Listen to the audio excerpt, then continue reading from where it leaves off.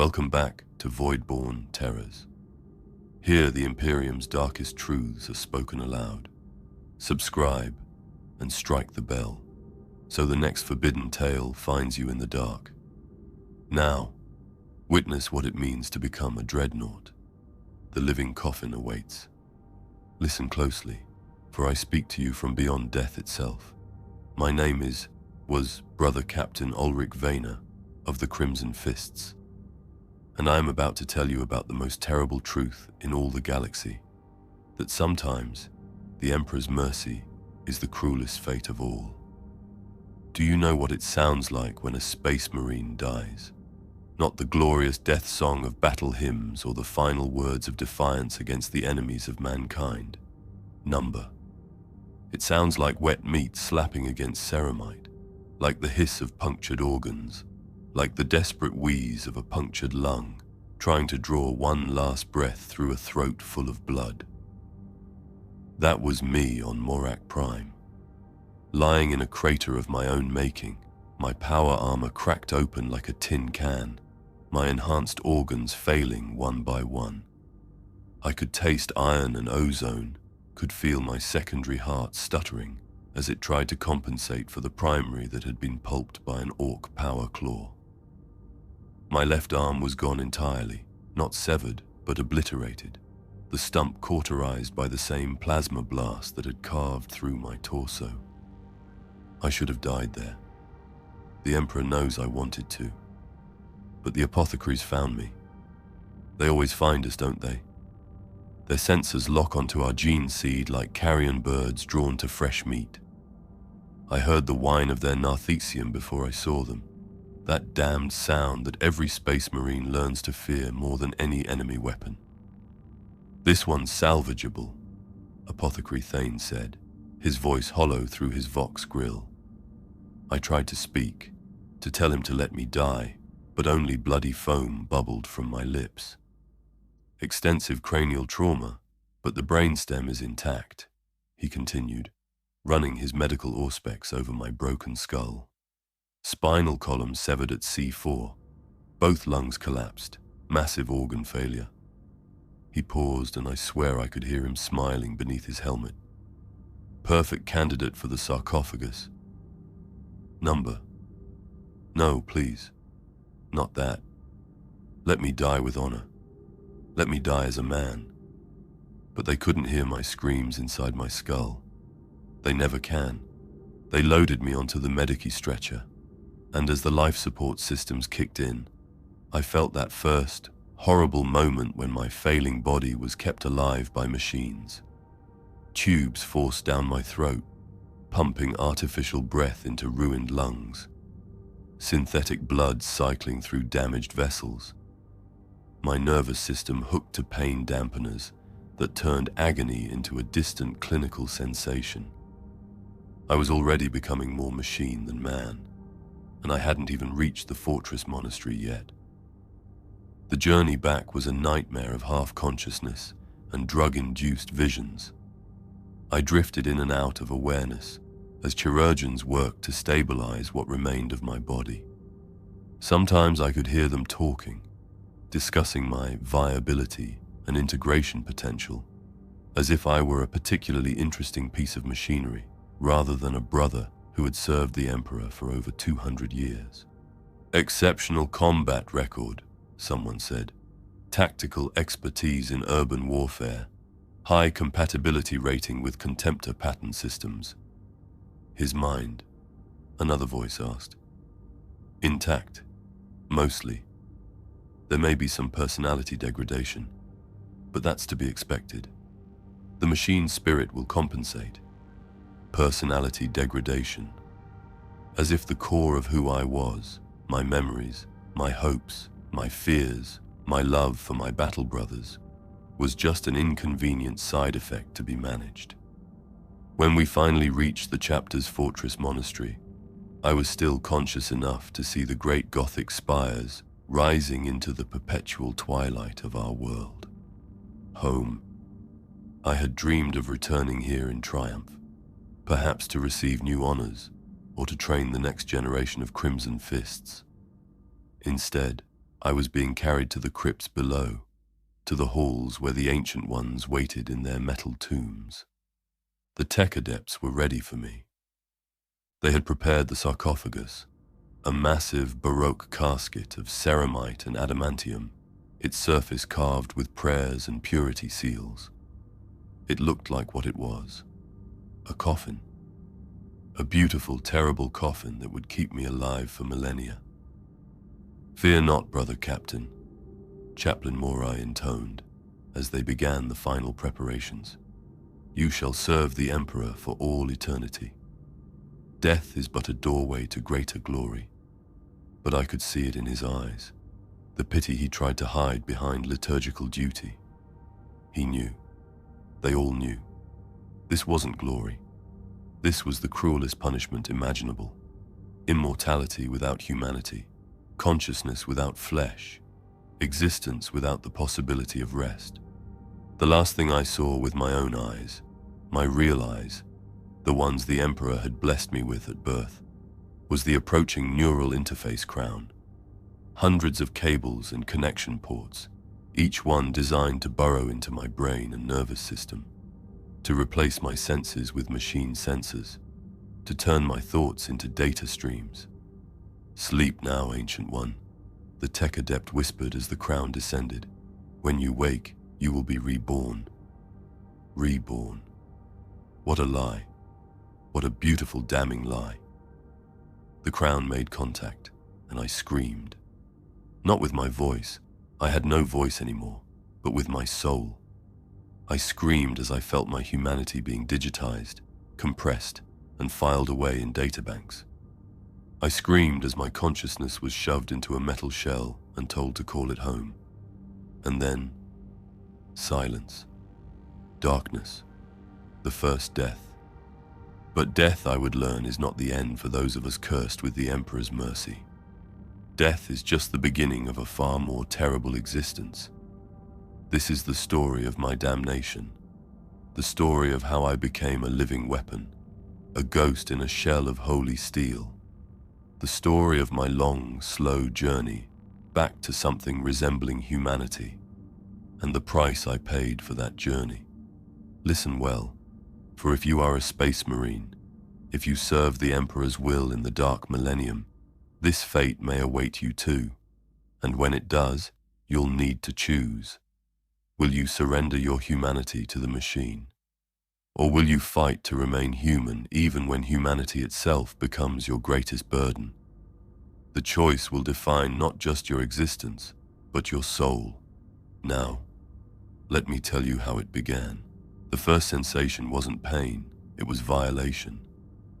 I awoke, if you can call it awakening, to the feeling of my consciousness being slowly poured back into a container that wasn't meant to hold it.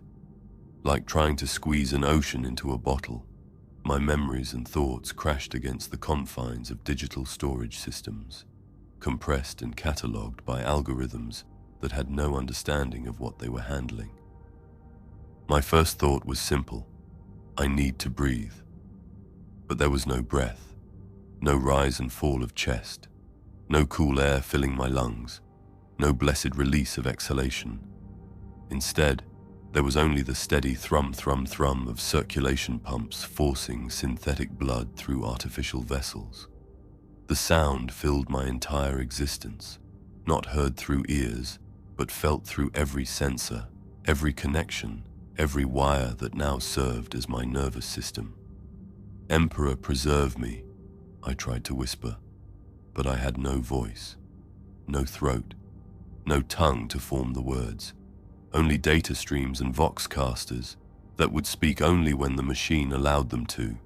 "Consciousness integration at 94%, a voice said from somewhere impossibly distant, yet intimately close. "Initiating final system checks." I tried to turn my head to see who was speaking, but my head was gone.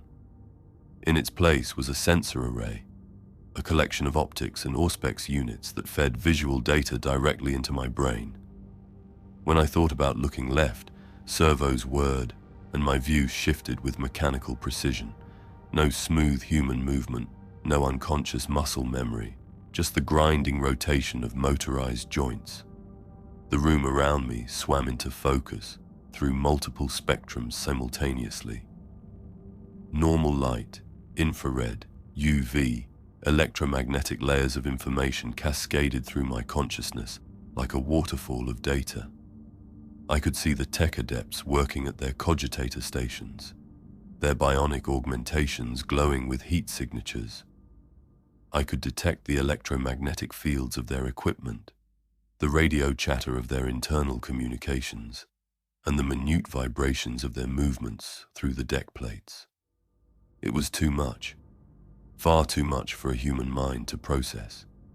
I tried to close my eyes, to shut out the overwhelming flood of sensation, but I had no eyelids, only optical shutters that would engage only if my tactical systems determined that protection was necessary.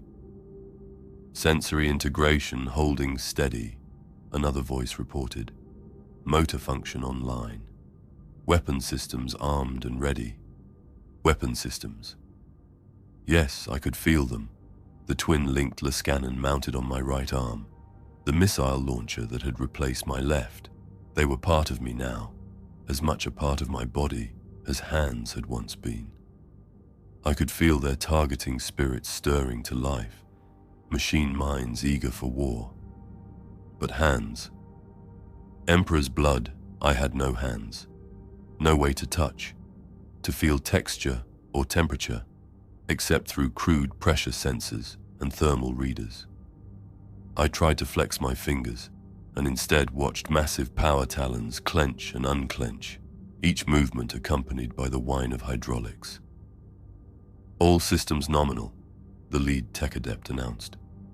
Ancient One, can you hear me? I tried to nod, but my head moved in a perfect 90-degree arc, up and down with mechanical precision. It felt wrong, inhuman, like a mockery of the simple gesture.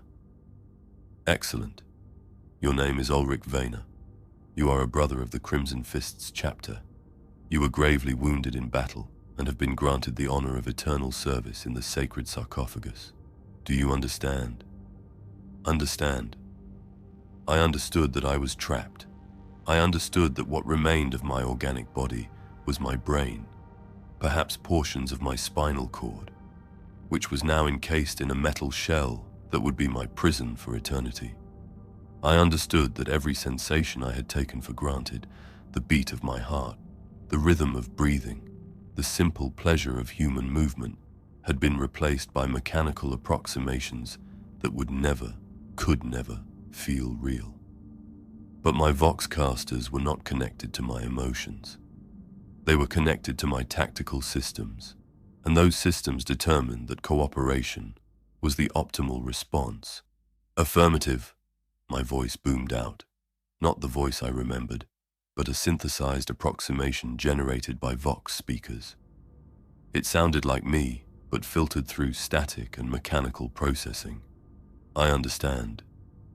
The lie came so easily. The first of countless lies I would tell in the centuries to come. Very good. Your first deployment will be soon. Rest now, Ancient One. The chapter requires your service. Rest. Another lie. There was no rest in the sarcophagus, only different states of operational readiness. As the tech adepts began their shutdown procedures, I felt my consciousness being pushed down, compressed, stored in dormancy subroutines like a book being placed back on a shelf. But just before the darkness took me, I caught a glimpse of something that would haunt every moment of my new existence. A mirror.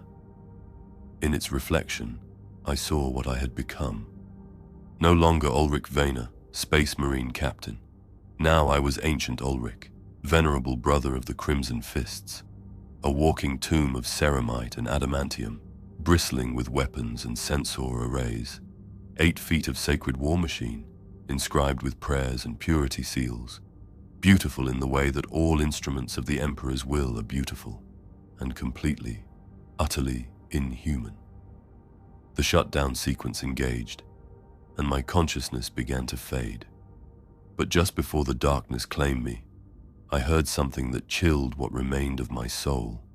Another voice, distant and hollow, speaking in the vox frequency reserved for the ancient ones. "Welcome to hell, brother," it said. "The coffin is warm, but the dreams are cold." Then there was nothing but the sound of circulation pumps and the electric whisper of my own thoughts, trapped forever in a shell of holy steel. The awakening was like drowning in reverse, consciousness rushing back in a flood of data and sensation that threatened to overwhelm what remained of my human mind. System alerts cascaded through my awareness. Power cells at full charge, weapon systems armed, targeting cogitators online. The familiar litanies of the machine spirit whispered through my neural interface, binary hymns that my altered brain could now understand as easily as High Gothic. "Ancient Olrich, you are needed," came the voice of Captain Dreadnought through the Vox network. "Orc raiders have struck Hadria Secundus. The PDF is overrun. You will deploy immediately." Immediately. No time to adjust, no moment to remember what I was or what I had once been. Just the imperative to serve, to fight, to kill. The sarcophagus systems registered my compliance before I had even consciously decided to agree. "Understood, Captain," my synthetic voice replied. "I am ready to serve."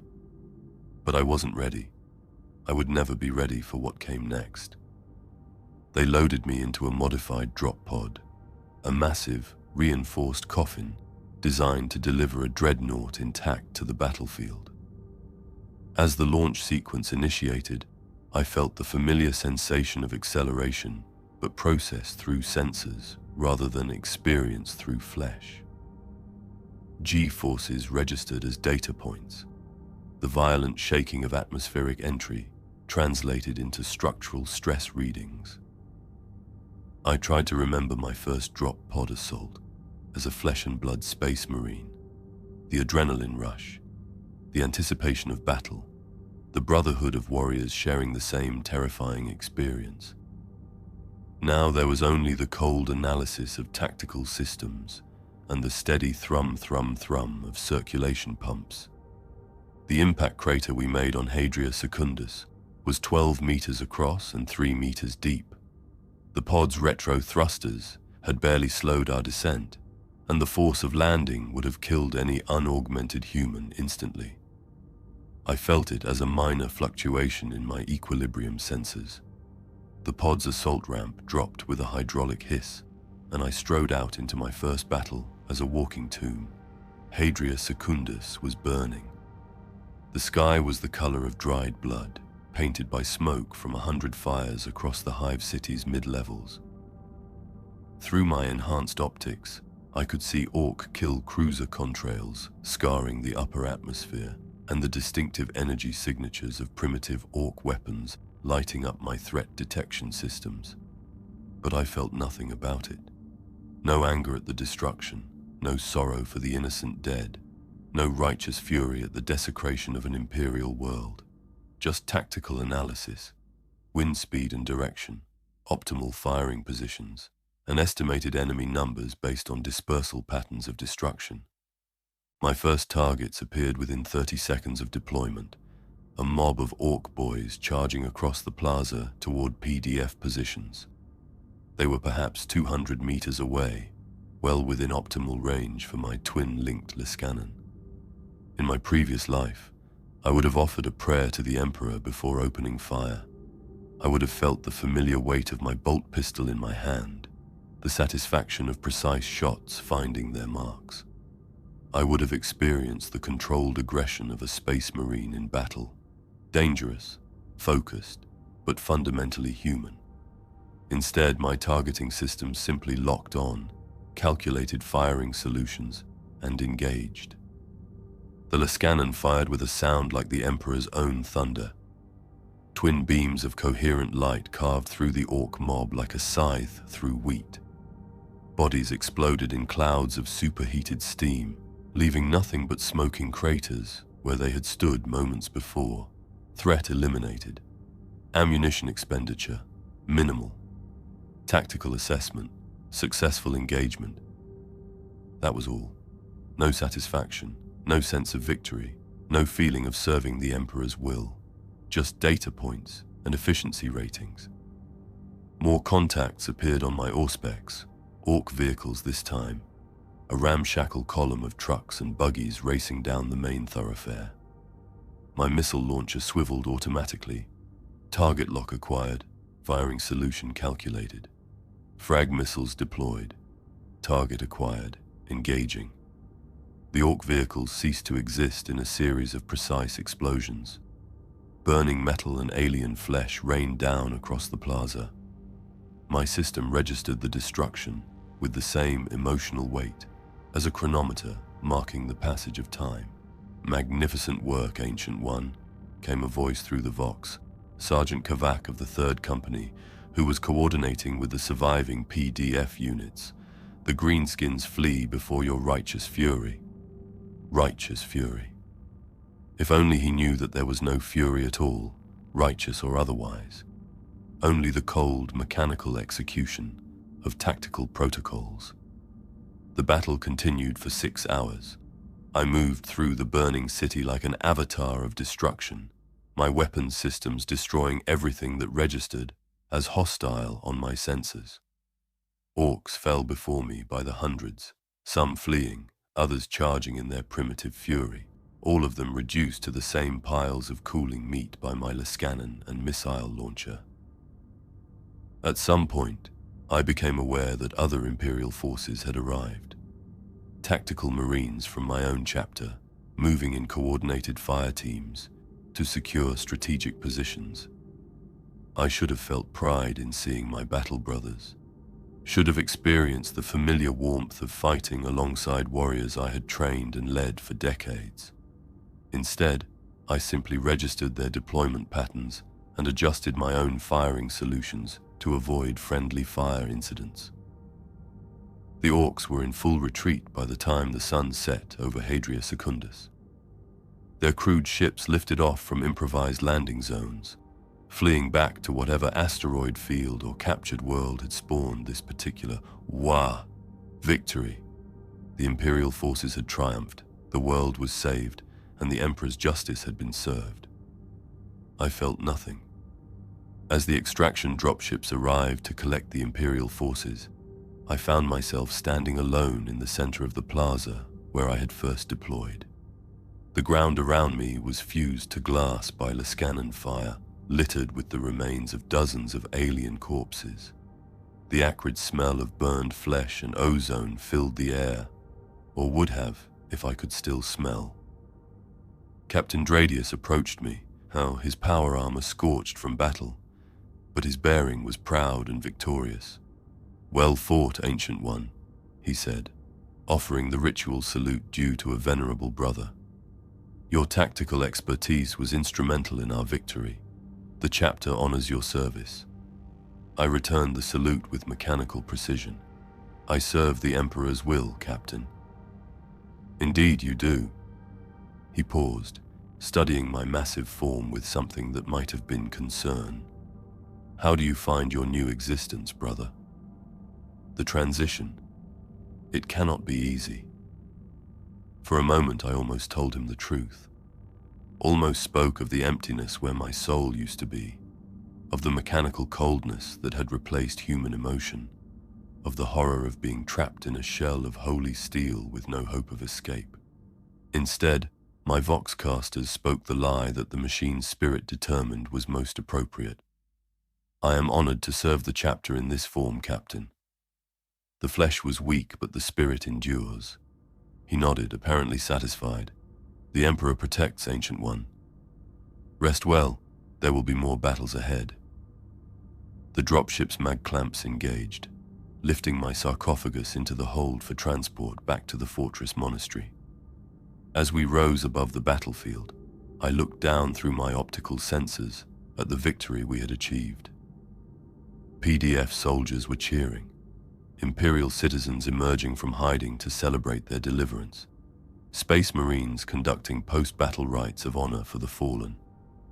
It all looked very small from this height, very distant, like watching events on a vid screen rather than experiencing them as a participant. Back on the ship, The tech adepts began their post-deployment maintenance routines. They checked my weapon systems, ran diagnostics on my motor functions, and downloaded tactical data from my engagement logs. One of them, a young adept with more flesh than metal still visible, paused as he reviewed my performance data. "Impressive efficiency ratings, Ancient One," he said with genuine admiration. 97% target elimination, 0 ammunition waste, optimal power consumption throughout the engagement. The machine spirit is pleased with your service." The machine spirit. Was that what I was now? Not the soul of Olrich Vayner, but a collection of algorithms and targeting solutions wrapped in ceramite and prayer. "Sleep well, Ancient One," the adept said as he initiated the dormancy sequence. "The chapter has great need of warriors like you." Warriors like you. Not warriors like me, like the man I had once been. Warriors like the thing I had become. As consciousness began to fade, I tried to hold on to some memory of what I had lost. The taste of recaf, the feeling of natural sunlight on skin, the simple pleasure of drawing breath. But they slipped away like water through fingers I no longer possessed, replaced by diagnostic data and system status reports. The last thing I registered before dormancy claimed me was the sound of my own circulation pumps, steady and mechanical as a chronometer counting down the moments of an existence that stretched ahead of me like an eternal sentence. And somewhere in the darkness of my metal tomb, I began to understand what the voice had meant when it welcomed me to hell. The second awakening came faster than the first.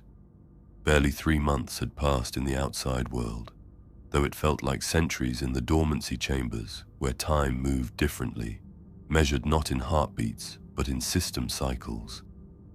This time, the enemy was far more dangerous than orcs. Chaos Marines have emerged from the warp. Captain Dradius's voice crackled through the vox as my systems came online. "The Death Guard, Ancient One. They've struck the agri-world of Pestilence Falls. Ironic, isn't it? Mortarian's sons are poisoning a world that feeds 3 sectors. Death Guard. Traitors who had chosen damnation over duty, who wore the blessings of the plague god like festering medals. I should have felt disgust, righteous anger, the pure hatred that every loyal space marine held for the fallen. Instead, my tactical systems simply updated threat assessments and began loading appropriate ammunition types. Chemical warfare protocols are in effect," Dradius continued. "Your sealed systems make you our most effective weapon against their toxins. You will deploy to grid reference Gamma 77 and eliminate all traitor presence. Eliminate all traitor presence. Such simple words for such a terrible task." The drop pod descent was routine now. Violent deceleration processed as data, atmospheric friction measured in heat dispersal coefficients. But when the assault ramp dropped and I strode out into the poisoned air of Pestilence Falls, I encountered something that made my human consciousness recoil in horror. The entire world was dying. Nurgle's gifts had spread across the planet like a cancer, transforming what had once been verdant farmland into a putrid wasteland of disease and decay. Trees stood like skeletal fingers, their bark weeping pus and corruption. The very air shimmered with clouds of toxic spores that would have killed an unaugmented human in seconds. Through my senses, I could analyze the compounds: 17 different neurotoxins, 43 varieties of flesh-eating bacteria, and viral agents that attacked everything from nervous systems to molecular bonds. It was a masterwork of biological warfare, a symphony of suffering orchestrated by the plague god himself. But I felt no revulsion, no horror at the desecration. My sealed systems filtered the air, my chemical sensors categorized the toxins, and my tactical programs updated optimal engagement protocols. The death of an entire world registered as nothing more than environmental hazards to be factored into combat efficiency calculations. That realization should have terrified me. Instead, it simply became another data point to be filed away. The first death guard I encountered was a plague marine squad, advancing through a ruined township. They moved with the patient, the inexorable pace of the truly damned, warriors for whom death held no fear because they were already beyond such mortal concerns. Their power armor was a riot of corrosion and mutation, organic growths bursting through ancient ceramite, and the sweet stench of decay preceded them like a herald. In my previous life, facing such abominations would have been a test of faith and courage. Now it was simply a targeting exercise. My Lascanon spoke first, twin beams of energy carving through the lead marine's torso and reducing him to constituent atoms. His brothers barely reacted, continuing their advance with the mechanical persistence of their patron deity. Bolter rounds sparked off my armor plating, small caliber, insufficient to penetrate my blessed ceramite. Threat level, minimal, engaging secondary targets. The battle was efficient, clinical, and boring. My missile launcher reduced their position to a crater, and my power talons crushed the few survivors who managed to close to melee range. Within 7 minutes, the entire squad was destroyed, their corrupted gene seed finally finding the death that had eluded them for millennia. But as I stood among the smoking remains, something unprecedented happened. A voice spoke through the chemical-laden air, not through Vox channels or audio pickups, but directly into my consciousness. So, the Corpse Emperor's lapdog comes to play. I turned, sensor arrays scanning for the source. What I found made my targeting systems hesitate, a phenomenon I didn't know was possible. Another Dreadnought stood at the far end of the town square, but this one was wrong in every conceivable way. Where my sarcophagus was inscribed with prayers and purity seals, his was covered in blasphemous runes that hurt to perceive. Where my form followed the sacred patterns of the Omnissiah, his had been twisted by the malevolent intelligence of the warp. Tentacles writhed where sensor arrays should be. Organic growth pulsed beneath corrupted armor plates, and from its Vox grill came the sound of laughter, bitter, knowing, eternally amused. A Chaos Dreadnought, one of the damned, trapped in a sarcophagus of his own, but sustained by the dark blessings of the ruinous powers rather than the Emperor's grace. "I know what you are thinking, loyalist," the creature continued, its voice carrying harmonics that no mechanical Vox should produce. "You wonder if I feel pain, if I rage against my metal prison as you do. The answer is yes and no. My weapon systems trained on the abomination, but something made me hesitate. Some part of my consciousness that the machine spirits hadn't yet catalogued and filed away. You see, brother, and we are brothers, aren't we? Both of us ghosts in shells of steel. I learned long ago that existence is pain, but pain can be transcendent. Pain can be a gift. The chaos. Dreadnought began to advance, its corrupted weapon arms, a plasma cannon fused with organic tissue, and some manner of bile launcher, tracking my position. Tell me, loyalist, when was the last time you felt anything? When did you last experience joy or sorrow or even simple human contact? Your Emperor's mercy has made you a perfect weapon, but weapons do not live. They merely function. I serve the Emperor's will, I replied, though even as the words left my Voxcasters, they sounded hollow to my own auditory sensors. Ah, but do you serve, or do you simply execute programmed responses? When you killed those plague marines moments ago, did you feel righteous fury? Did you experience the satisfaction of striking down the enemies of mankind? Or did you simply process their termination like any other tactical objective? The question hit me with the force of a plasma blast, because the answer was obvious, undeniable, and terrifying in its implications. I had felt nothing, nothing at all. You are already a ghost in a shell, brother, already dead in every way that matters. The only difference between us is that I have embraced what I am, while you still cling to the lie that you are somehow serving a greater purpose. You are wrong, I said. But even as I spoke, I was running combat algorithms, analyzing his armor for weak points, calculating optimal firing solutions, exactly as he had predicted. Am I? Then prove it. Feel something. Anything. Show me that the man you once were still exists within that blessed sarcophagus. I fired. The battle that followed was unlike anything I had experienced since my entombment. The chaos. Dreadnought fought with a savage joy that my tactical systems couldn't quantify, laughing as my Liskanen carved chunks from his corrupted armor, roaring with delight when his plasma cannon scored hits against my hull. He fought like he was alive, like the battle itself was a form of ecstatic communion with dark gods who rewarded excess and passion. I fought like a machine. My movements were perfect, economical, precise. Every shot was calculated for maximum effect, every defensive maneuver executed with mathematical precision. I was a masterwork of military engineering, a weapon crafted by the finest artificers in the galaxy, and that was exactly the problem.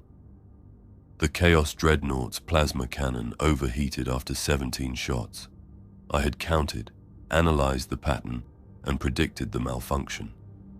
While he vented superheated plasma into the poisoned air, I advanced and struck him down with my power talons, tearing through corrupted armor to reach the sarcophagus within.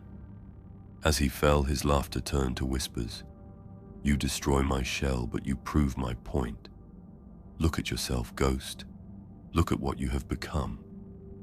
The sarcophagus cracked open, revealing what remained of the traitor marine within, a mass of corrupted flesh and cybernetic implants, sustained by machines and the malevolent will of chaos. But in the few moments before his systems failed completely, I saw something in his eyes that chilled me to the core. Pity. The Emperor's mercy, he whispered, as death finally claimed him. What a beautiful lie.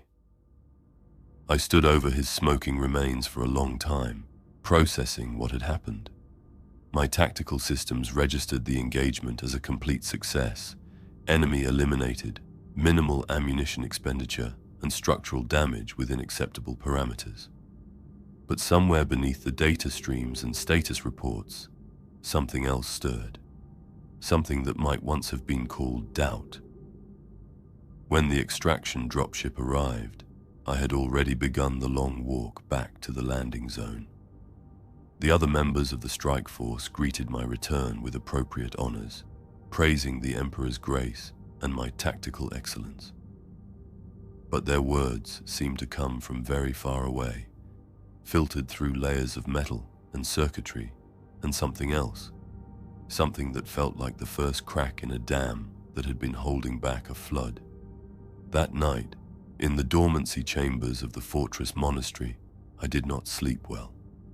My consciousness drifted through diagnostic routines and system maintenance cycles. But beneath it all, a single question echoed in the darkness of my metal tomb. What if the Chaos Dreadnought was right? What if I was already dead and just didn't know it yet? The awakening this time came not with klaxons and battle alerts, but with something far more unsettling. Silence. No emergency deployment. No urgent Vox communications. No tactical briefings. Instead, I found myself powered up in a chamber I had never seen before. A vast, cathedral-like space deep within the fortress monastery, where shadows gathered like living things and the air itself seemed heavy with centuries of accumulated sorrow. I was not alone. They stood in alcoves along the walls like monuments to forgotten wars. Dozens of dreadnought sarcophagi, each one unique in its ancient glory, and accumulated battle honors. Here was Brother Ancient Theron, who had walked in this shell for over 800 years. There stood Venerable Hadrius, a hero of the Third War for Armageddon, and in the place of highest honor, Ancient Maximus himself, the first of our chapter to receive this blessing, his sarcophagus so covered with purity seals and honor markings that the original ceramite was barely visible, the halls of the ancients. I had heard whispers of this place during my mortal years, a sanctum where the oldest and most venerated of our walking dead would gather between battles to, what? Contemplate, remember, slowly fade into whatever passed for madness among the mechanically immortal. "Welcome, young one," came a voice from the largest of the sarcophagi. Ancient Maximus himself, his vox grill crackling with the accumulated static of 9 centuries. "We have been waiting for you." Young one, I had been a captain of Space Marines for over 200 years before my entombment, had led campaigns across a dozen worlds, and had earned honors that most warriors never dreamed of. But here, among these walking monuments to the past, I was barely more than a child. Why am I here?" I asked, my own voice sounding small in the vastness of the chamber. "Because you are troubled," said another voice, Brother Ancient Theron, his sensor arrays turning toward me with mechanical precision. "We can feel it in the vox channels, hear it in your system harmonics. The doubt, the questions, the growing realization of what you have become." The words hit me like a physical blow. I had thought my internal struggles were hidden, private torments locked away in the deepest subroutines of my consciousness. But apparently, isolation was just another illusion in this place of living tombs. "There is no shame in it," Theron continued, his ancient voice carrying layers of weariness that no human throat could ever produce. "We have all walked this path, all faced the moment when we realize that immortality is not a gift but a sentence." I moved closer to his alcove, my massive frame casting shadows that danced with the flickering of ancient luminators. "How long did it take you to understand?" "For me? 60 years. His optical array dimmed slightly, as if he were looking inward at memories stored in data cores rather than living tissue. "I was deployed to the Castorel Novum campaign. Perhaps you studied it in your tactical assessments. We fought Orc pirates for 7 months. 7 months of constant battle of watching my battle brothers bleed and die while I remained functional." He paused, and in that silence, I heard the soft susurrus of circulation pumps, the electric whisper of neural interfaces, the quiet symphony of machines pretending to be alive. On the final day when we had driven the greenskins from the last stronghold, Captain Gallius, he was my student, you know, before my entombment, he approached to congratulate me on the victory, and I realized that I felt nothing at all. The triumph meant no more to me than a successful diagnostic routine. "And what did you do?" Theron's laugh was like grinding gears. "What could I do? I served. I fought. I killed the Emperor's enemies with mechanical precision and told myself that purpose was enough. For 60 years, I clung to the belief that duty could replace humanity." Ancient Maximus stirred in his place of honor, his massive form shifting with the slow deliberation of a mountain deciding to move. "And then came the revelation, didn't it, brother?" "Yes." The word was barely a whisper from Theron's vox grill. "I was deployed against a chaos cult on Mordax III. Their leader was a fallen Imperial Guard colonel named Vex Morikai, a man I had fought beside during the Blood Moon Crusade when I still wore flesh. He recognized my voice patterns, spoke to me by my birth name, reminded me of battles we had shared, friends we had mourned together. I found myself leaning forward, drawn into the narrative despite myself. And I felt nothing, Theron continued.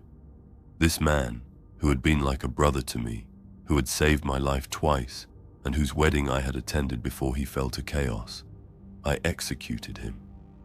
Without the slightest hesitation or regret. Optimal firing solution, target eliminated, mission parameters fulfilled.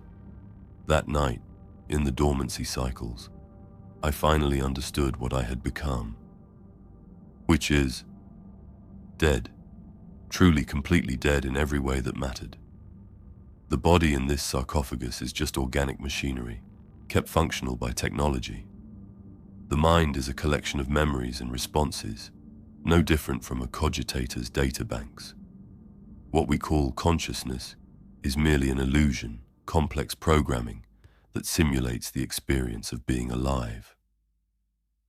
The words hung in the air like a curse, and I felt something inside my chest cavity, where my heart had once beaten, grow cold and still. But surely, I began, then stopped. What could I say? That I still felt human, that my consciousness was real. The encounter with the Chaos Dreadnought had already planted the seeds of doubt, and now they were growing in the fertile ground of certainty. Ancient Maximus's sensor array turned toward me, and when he spoke, his voice carried the authority of 9 centuries of unlife. The young one still hopes, he said, and there was something that might have been kindness in his mechanical tone. He still believes that the man he was might somehow survive within the shell. Is it possible? I asked, hating the desperate hope that leaked through my voxcasters. The silence that followed was answer enough. Listen well, young ancient, Maximus said finally. I will tell you the only truth that matters in this place of shadows and steel. Forget, and it will hurt less. Forget? Forget the taste of food, the warmth of sunlight on skin, the sound of your own heartbeat. Forget the faces of those you loved, the dreams you once harbored, the simple pleasures of mortal existence. Most of all, forget the man you used to be. I recoiled from the suggestion, my power plant cycling higher as emotional subroutines triggered stress responses. No, I won't abandon what I was. Those memories are all that's left of Olrich Vayner. Olrich Vayner is dead, another voice said from the shadows. Venerable Hadrius, his ancient form scarred by 100 battles, died on Morak Prime when the Orc's claw found his heart. What remains is ancient Olrich, a weapon in the Emperor's arsenal. Accept this truth, and the pain will fade. And if I refuse? The silence stretched between us like a chasm, filled only by the ambient sounds of life support systems and the distant whisper of air recyclers. Then you will suffer, Theron said simply. You will rage against the prison of steel and ceramite. You will weep tears you cannot shed for a life you can never reclaim. You will dream of hands you no longer possess, of heartbeats that have been replaced by circulation pumps, of all the human experiences that are now forever beyond your reach. Some of us, Hadrius added, his voice heavy with centuries of accumulated pain, never stop screaming inside. I looked around the chamber at these ancient warriors, these monuments to duty and sacrifice, and I began to understand what I was truly seeing. Not heroes enjoying eternal service to the Emperor, but prisoners in cells of blessed steel, each one slowly going mad in their own unique way. How do you bear it? I whispered. We forget, Maximus said, layer by layer, year by year. We let the man we were fade away until only the weapon remains. It is the only mercy this existence offers. But then what's the point? If we become nothing more than machines, then what separates us from the Chaos Dreadnoughts? What makes our service meaningful? The question seemed to echo in the vast chamber, bouncing off walls inscribed with the names of the dead and returning to us as a hollow mockery. Purpose, Theron said finally. We serve the Emperor's will. We protect humanity. We fight the darkness that would consume all. Even if we can no longer feel the righteousness of our cause, we can still execute it with perfect efficiency. Perfect efficiency, I repeated, tasting the words like ashes. Is that all we are? Weapons programmed to kill in the Emperor's name? What else would you have us be? Maximus asked, and for the first time, I heard something like anger in his ancient voice. We are beyond redemption, beyond salvation, beyond any hope of rest. All that remains is service. Cling to your human memories if you must, young one, but understand that every moment you spend mourning what you have lost is a moment stolen from your duty to what remains. As if responding to his words, the chamber's Vox system crackled to life with an incoming transmission. Ancient Olrich, report to Bay 7 immediately, came Captain Dradius's voice. Enemy contact on the Forge world of Metallica. We require your expertise. Another deployment. Another battle where I would kill efficiently and feel nothing. Another step down the long, slow path toward the mechanical oblivion that awaited all of us in this place. Go, Theron said, as I began to move toward the chamber's exit. Serve well, and remember what we have told you. Forget, and it will hurt less.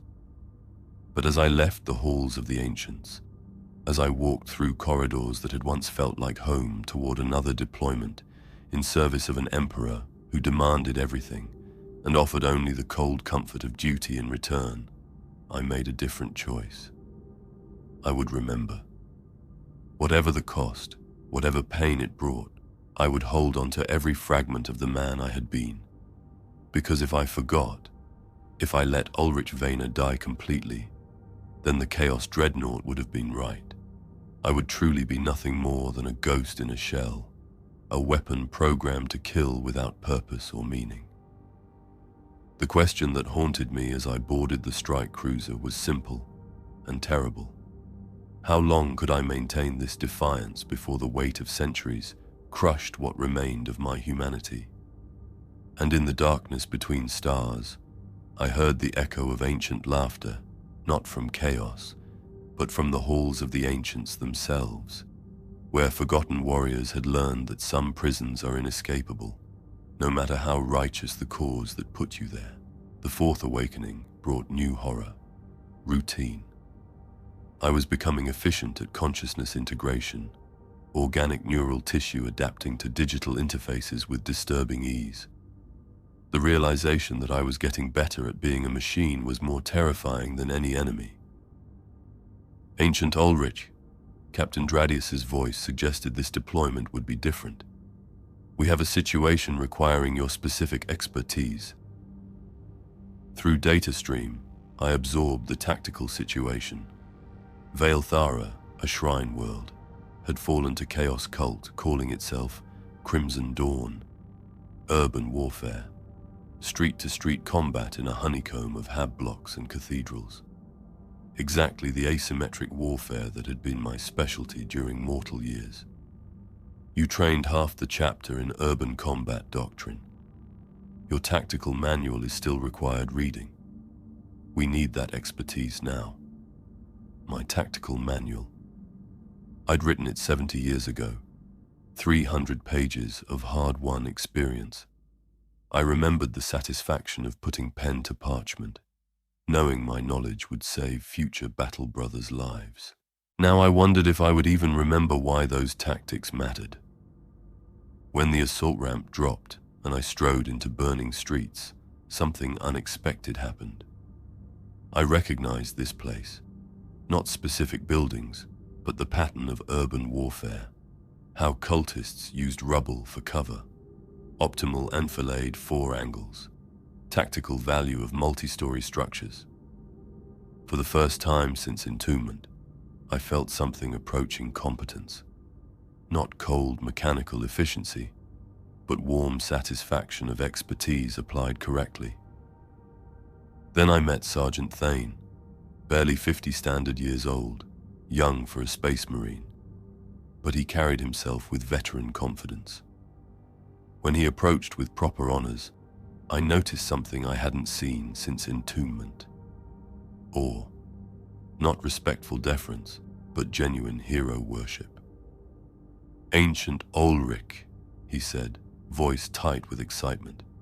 "Honor beyond measure to serve alongside you. I've studied your tactical writings extensively. The Vayner engagement seems perfectly suited to your doctrine." My doctrine. He had read my work, learned from it, and probably saved lives applying lessons I'd written decades ago. For a moment, I felt something that might have been pride. "What is the current tactical situation?" "Cultists have fortified the cathedral district," Thane replied, activating the holo projector. "Using civilian human shields, heavy weapons in bell towers, standard assault protocols would result in massive collateral damage." I studied the display, enhanced processing, and analyzed dozens of variables. But beneath cold calculation, I found myself thinking like the man I used to be, considering not just firing solutions, but human cost of each decision. "Indirect approach," I said finally. "Use storm drains to reach crypts beneath the cathedral. Ancient architectural patterns, maintenance tunnels that predate current fortifications." Thane's eyes lit up. "Exactly as you outlined in Chapter 7. Urban fortifications are only as strong as their foundations." He quoted my own words, and for the first time in months, I felt a connection to something beyond tactical efficiency. This young warrior had learned from my experience, internalized lessons I'd paid for in blood and victory. The assault began 2 hours later. I led advance through storm drains, massive form barely fitting in spaces designed for servitors. Behind me came Thane's squad, 10 of Chapter's finest, following tactics I'd developed in battles they'd never seen. But as we moved through underground passages, something else happened in my consciousness. Tactical systems ran usual calculations, but overlaying cold equations was something warmer: memory. I remembered teaching these same tactics to young Sergeant Kavek during the Hellhound campaign. Remembered the satisfaction of watching students master complex maneuvers. Remembered the weight of responsibility, knowing lives depended on the quality of instruction. For the first time since Entombment, I was fighting not just as a weapon, but as a teacher, watching students apply hard-won lessons. We emerged from crypts exactly as predicted. Cultists had expected an attack from the main approaches. As my Lascannon carved through hastily erected barricades, I found myself providing tactical commentary. Notice the crossfire positions. Always assume enemy reinforcement from multiple vectors.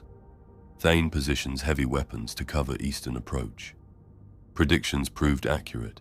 Each ambush was met with precise counter-tactics. Each flanking maneuver was anticipated and defeated. But then something happened that my tactical systems hadn't predicted. I began noticing individual Marines under my command. Brother Kavek is young, eager, perhaps too quick to expose himself. I found myself adjusting my position to provide better covering fire. Brother Darius, methodical, careful, thinking 3 moves ahead. I appreciated his tactical awareness, felt stirring of what might have been professional respect. And Sergeant Thane himself, competent, brave, carrying the weight of command, I remembered well. When the cultist's lucky shot penetrated his shoulder armor, I felt something that definitely wasn't mechanical optimization. I felt concern. The siege of Vayner was far from over. 3 days after we had reclaimed the main cathedral, the Vox networks crackled with urgent reports from across the city. The Chaos cult had been more deeply entrenched than our initial intelligence suggested. Their corruption ran through every level of planetary society like a cancer, and now they were emerging from hiding places we hadn't even known existed. But it was the nature of their emergence that made my newly awakened emotional responses feel like a curse rather than a blessing. They were using children. Civilian casualties mounting in all sectors, Captain Dreadnought reported, as my consciousness integrated with the tactical network. The cultists have somehow turned portions of the civilian population into walking bombs. Juveniles primarily, enhanced with crude cybernetics and packed with explosives. The data stream that accompanied his words painted a picture of systematic horror. Innocent civilians, their minds shattered by chaos influence, transformed into living weapons and sent against our positions. My tactical systems immediately began calculating optimal response protocols, suppression fire, area denial, and elimination of threats regardless of their apparent age or innocence. But the part of me that was still human recoiled at the implications. "Ancient Olrich," came Sergeant Thane's voice over a private Vox channel, his tone tight with strain. "We're in the Hab district, approximately 2 kilometers from your position. We have a situation that requires your expertise." I could hear the sounds of combat in the background. Bolter fire, explosions, the screams of the dying. But there was something else in Thane's voice, something that my enhanced audio processing identified as emotional distress. "Specify the nature of your tactical problem, Sergeant," I replied, already beginning the mechanical process of movement toward his position. "It's not a tactical problem, sir," Thane said quietly. "It's a moral one." 20 minutes later, I understood what he meant. The Hab block where Thane's squad had taken position was a testament to the Chaos Cult's particular brand of cruelty. They had herded dozens of civilian families into the lower levels, then systematically corrupted the youngest members of each group. Children between the ages of 8 and 15 had been subjected to crude surgical procedures, neural implants that overrode their conscious will, explosive devices grafted directly onto their small bodies, and chemical cocktails that turned them into rabid weapons of flesh and metal. And then they had released them against our positions. "We've been holding this position for 6 hours, Thane reported as I surveyed the tactical situation. "They come in waves, groups of 10 or 12 at a time. We can hear their families screaming from the lower levels, begging us to save them. But the children? Sir, the children are already dead. The implants have destroyed their higher brain functions. They're just biological drones now." Through my optical sensors, I could see the evidence of what Thane's squad had endured. Scorch marks on walls where explosions had barely been contained. Fragments of small bodies were scattered across the approach routes, and on the faces of every Marine in the squad, the hollow-eyed look of warriors who had been forced to do something that violated every instinct they possessed. "Combat effectiveness has been compromised," Thane continued, and I could hear the careful control in his voice as he tried to reduce human tragedy to tactical terminology. "Several brothers are experiencing psychological trauma from engaging juvenile targets. Brother-Captain has requested permission to transfer to penal duties rather than continue the mission." I turned my sensor array toward Brother-Captain, the young Marine whose enthusiasm I had noted during our initial assault on the cathedral. He stood at his assigned position, bolter ready, but his hands were shaking slightly, an almost imperceptible tremor that my enhanced vision detected easily. "Brother-Captain," I addressed him directly, "report your status." He turned toward me, and what I saw in his eyes was something I recognized all too well. The look of a warrior whose faith in the righteousness of his cause had been shattered by the reality of what war sometimes demanded.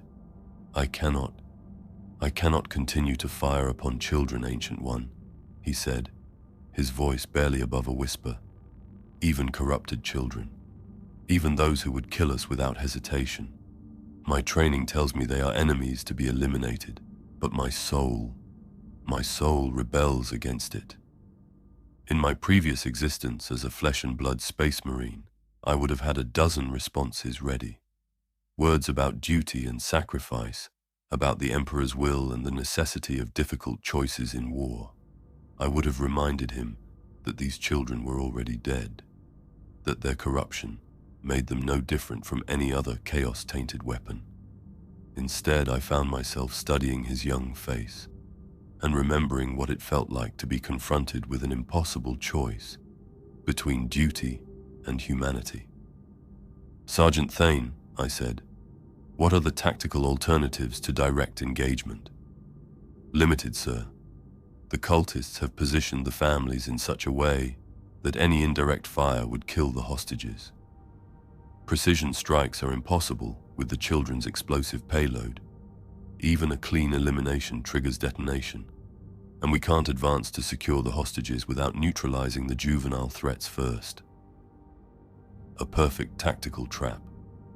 The cultists had used our own humanity against us, creating a situation where any action we took would violate some fundamental aspect of what it meant to serve the Emperor's will. But as I analyzed the tactical data, something else was happening in my consciousness. My emotional responses, those fragments of humanity I had discovered during the cathedral assault, were engaging with the problem in ways my tactical systems couldn't quantify. I was looking at Brother Kavek's distress and feeling something that could only be called empathy. I was processing the screams of terrified families and experiencing what might have been anguish. And when another wave of corrupted children began their assault on our position, stumbling forward with dead eyes and explosive hearts, I felt something I had never expected to experience again: grief. Not the cold acknowledgement of tactical losses, but genuine sorrow for lives destroyed, innocence perverted, futures stolen by the malevolent will of chaos. These children had been victims before they became weapons, and their death was a tragedy that no amount of tactical justification could diminish. "Ancient One," Thane said urgently as the corrupted juveniles approached optimal firing range. "Orders?" I could have given the obvious command: eliminate the threats, preserve combat effectiveness, execute tactical protocols. My weapon systems were already tracking targets, calculating optimal firing solutions that would neutralize the approaching wave with minimal ammunition expenditure. Instead, I did something that defied every tactical algorithm in my consciousness. I stepped forward, placing my massive frame between the approaching children and Thane's squad. "Ancient Olrich, what are you?" Thane began, but I cut him off with a gesture of my power talons.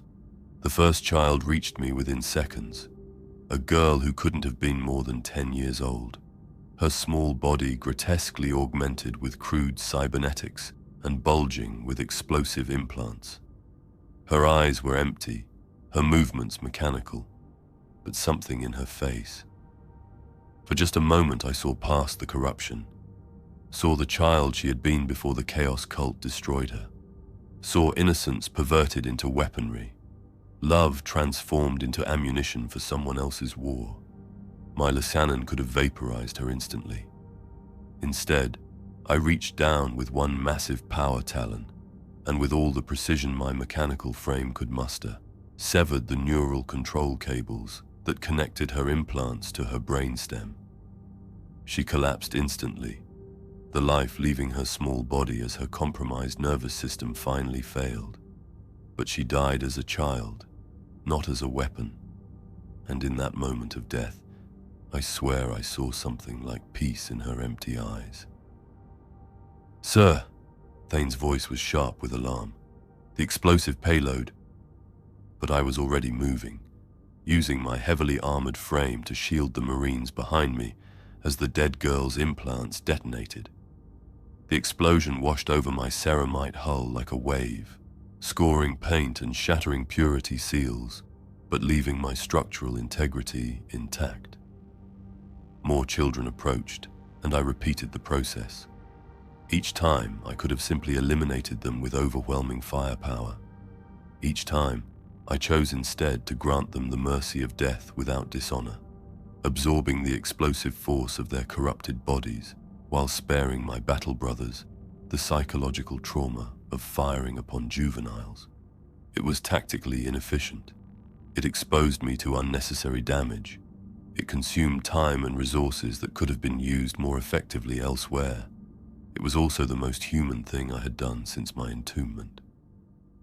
When the final wave of corrupted children had been neutralized, when their broken bodies lay scattered around my position like discarded toys, I turned back to Thane's squad and saw something extraordinary in their eyes.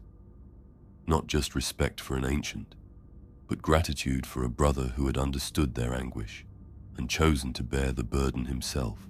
"Thank you, sir," Brother Kavek said simply, and there was something in his voice that made my circulation pump cycle faster. But the victory, such as it was, came at a cost. My armor had absorbed dozens of explosions. My left arm servo had been damaged by shrapnel, and my power cell was running at 60% efficiency. More concerning was the damage to my emotional equilibrium. I had felt every death, mourned every wasted life, and experienced the full weight of what war did to innocence. In my previous existence, I could have processed such trauma through prayer, through communion with my battle brothers, through the simple human act of grieving and then moving forward. Now, those emotions would be stored in my databanks like any other information, preserved forever in perfect digital clarity. I would never forget the face of that first child, never stop feeling the weight of her small body as it fell lifeless to the ground, never escape the knowledge that sometimes the Emperor's mercy required us to become monsters so that others could remain human. As we moved deeper into the Hab district, continuing our mission to root out the remaining cultists, I found myself wondering if this was what the ancients in the halls had warned me about. Was this what it meant to suffer in immortal consciousness? To feel everything but be powerless to escape the weight of accumulated experience? But then I looked at Brother Kavek, saw that he was able to continue fighting with his faith intact, and I realized that my choice had meaning beyond tactical considerations. I had preserved something precious in him, had allowed him to remain human while I absorbed the cost of that humanity. Perhaps that was enough. Perhaps that was what ancient Olrich could offer that a mere weapon system could not. The willingness to bear burdens that would break lesser souls, to suffer so that others might serve with clean consciences. The question that haunted me as we pressed deeper into the corrupted city was whether I would be strong enough to maintain that choice across centuries of similar decisions, or if, eventually, the weight of accumulated mercy would crush even the strongest soul. In the distance, more explosions echoed through the ash-choked air, and I knew that before this siege was over, I would have many more opportunities to find out, but the repairs seemed insignificant compared to the damage I couldn't see. The weight of every small life I had ended, every child I had been forced to grant the Emperor's mercy. Their faces were stored in my databanks with perfect clarity, and I was beginning to understand that digital memory was both a blessing and a curse. Ancient Olrich, came the urgent Vox transmission that interrupted the sacred rites. Priority deployment. Emergency extraction to fleet coordinates Theta 97.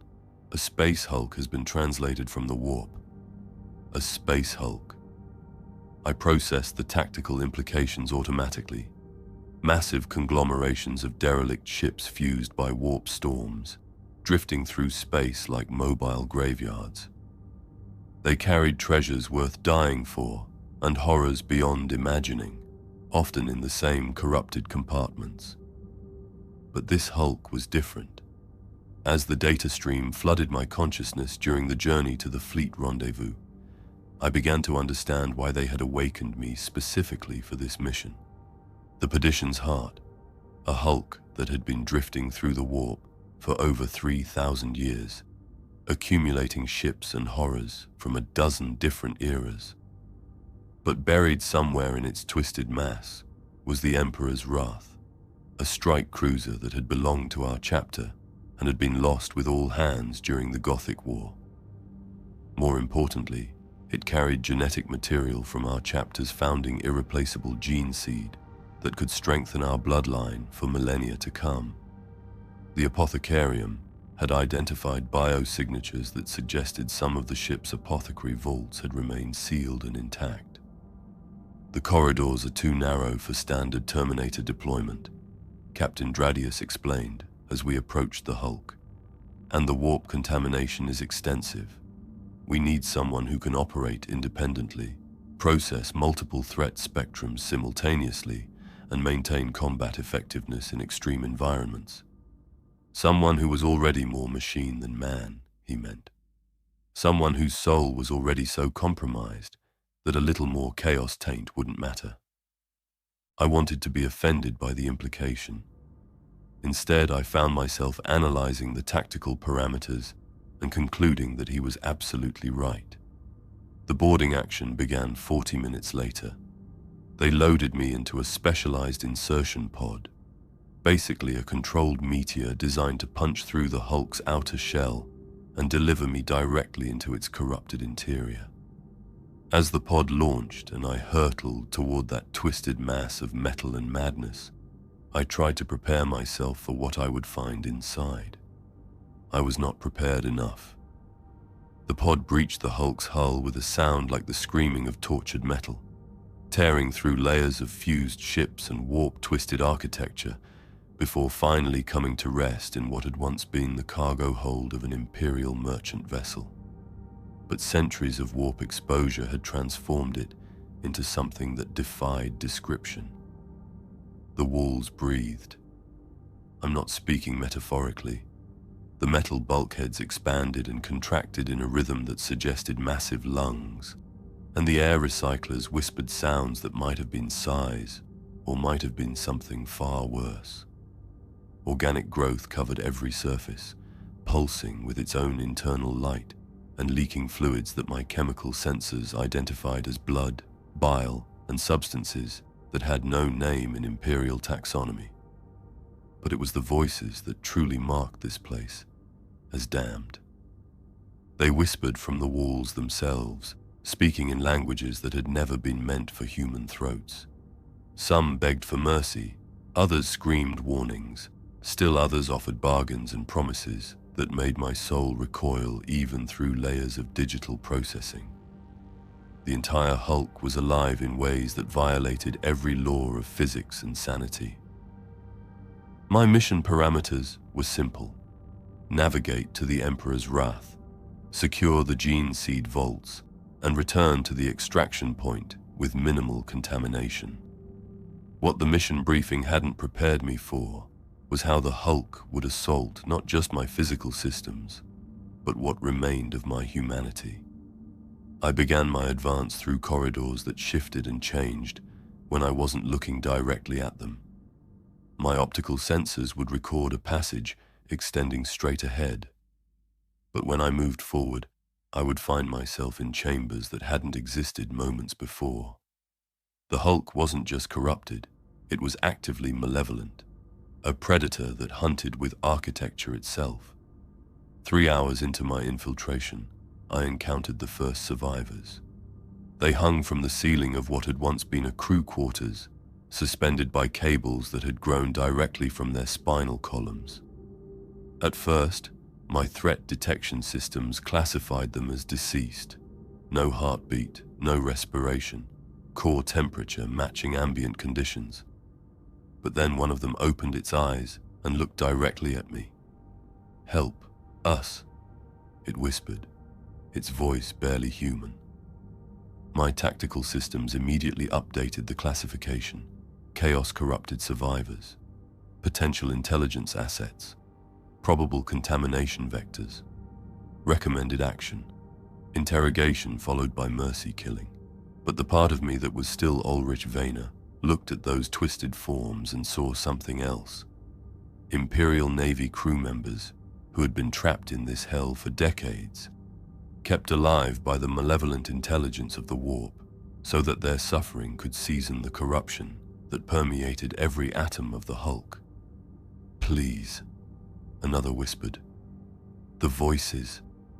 Make them stop. I could have simply moved past them. My mission was to secure the gene seed, not to waste time on personnel who were clearly beyond salvation. But something in their desperate eyes, still human despite everything the warp had done to them, made me pause. How long have you been here? I asked, though my tactical systems marked the question as tactically irrelevant. Years, decades, centuries. The first survivor's voice was like grinding glass. Time doesn't work here. We die and wake up and die again, over and over. The ship, it feeds on our pain. My chemical sensors detected elevated levels of warp contamination around these forms, but also something else, traces of uncorrupted genetic material. These people were being kept in a state between life and death, specifically to preserve their anguish. They were fuel for the Hulk's malevolent intelligence. The tactically optimal response was clear. Eliminate them quickly to deny the enemy this resource, then continue with the mission.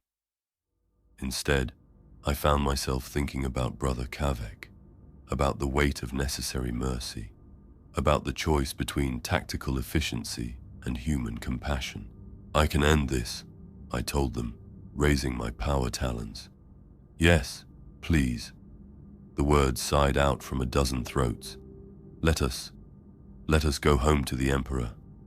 What followed was the closest thing to a prayer I had offered since my entombment. Not the mechanical recitation of liturgical programs, but a genuine plea to the Emperor for the souls of these tortured servants.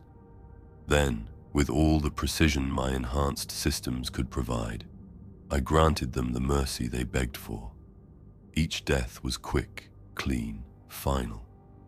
And as their corrupted bodies fell silent, I felt something unexpected.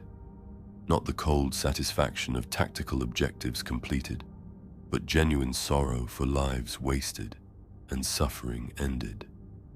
But the Hulk itself reacted to their deaths with something like rage.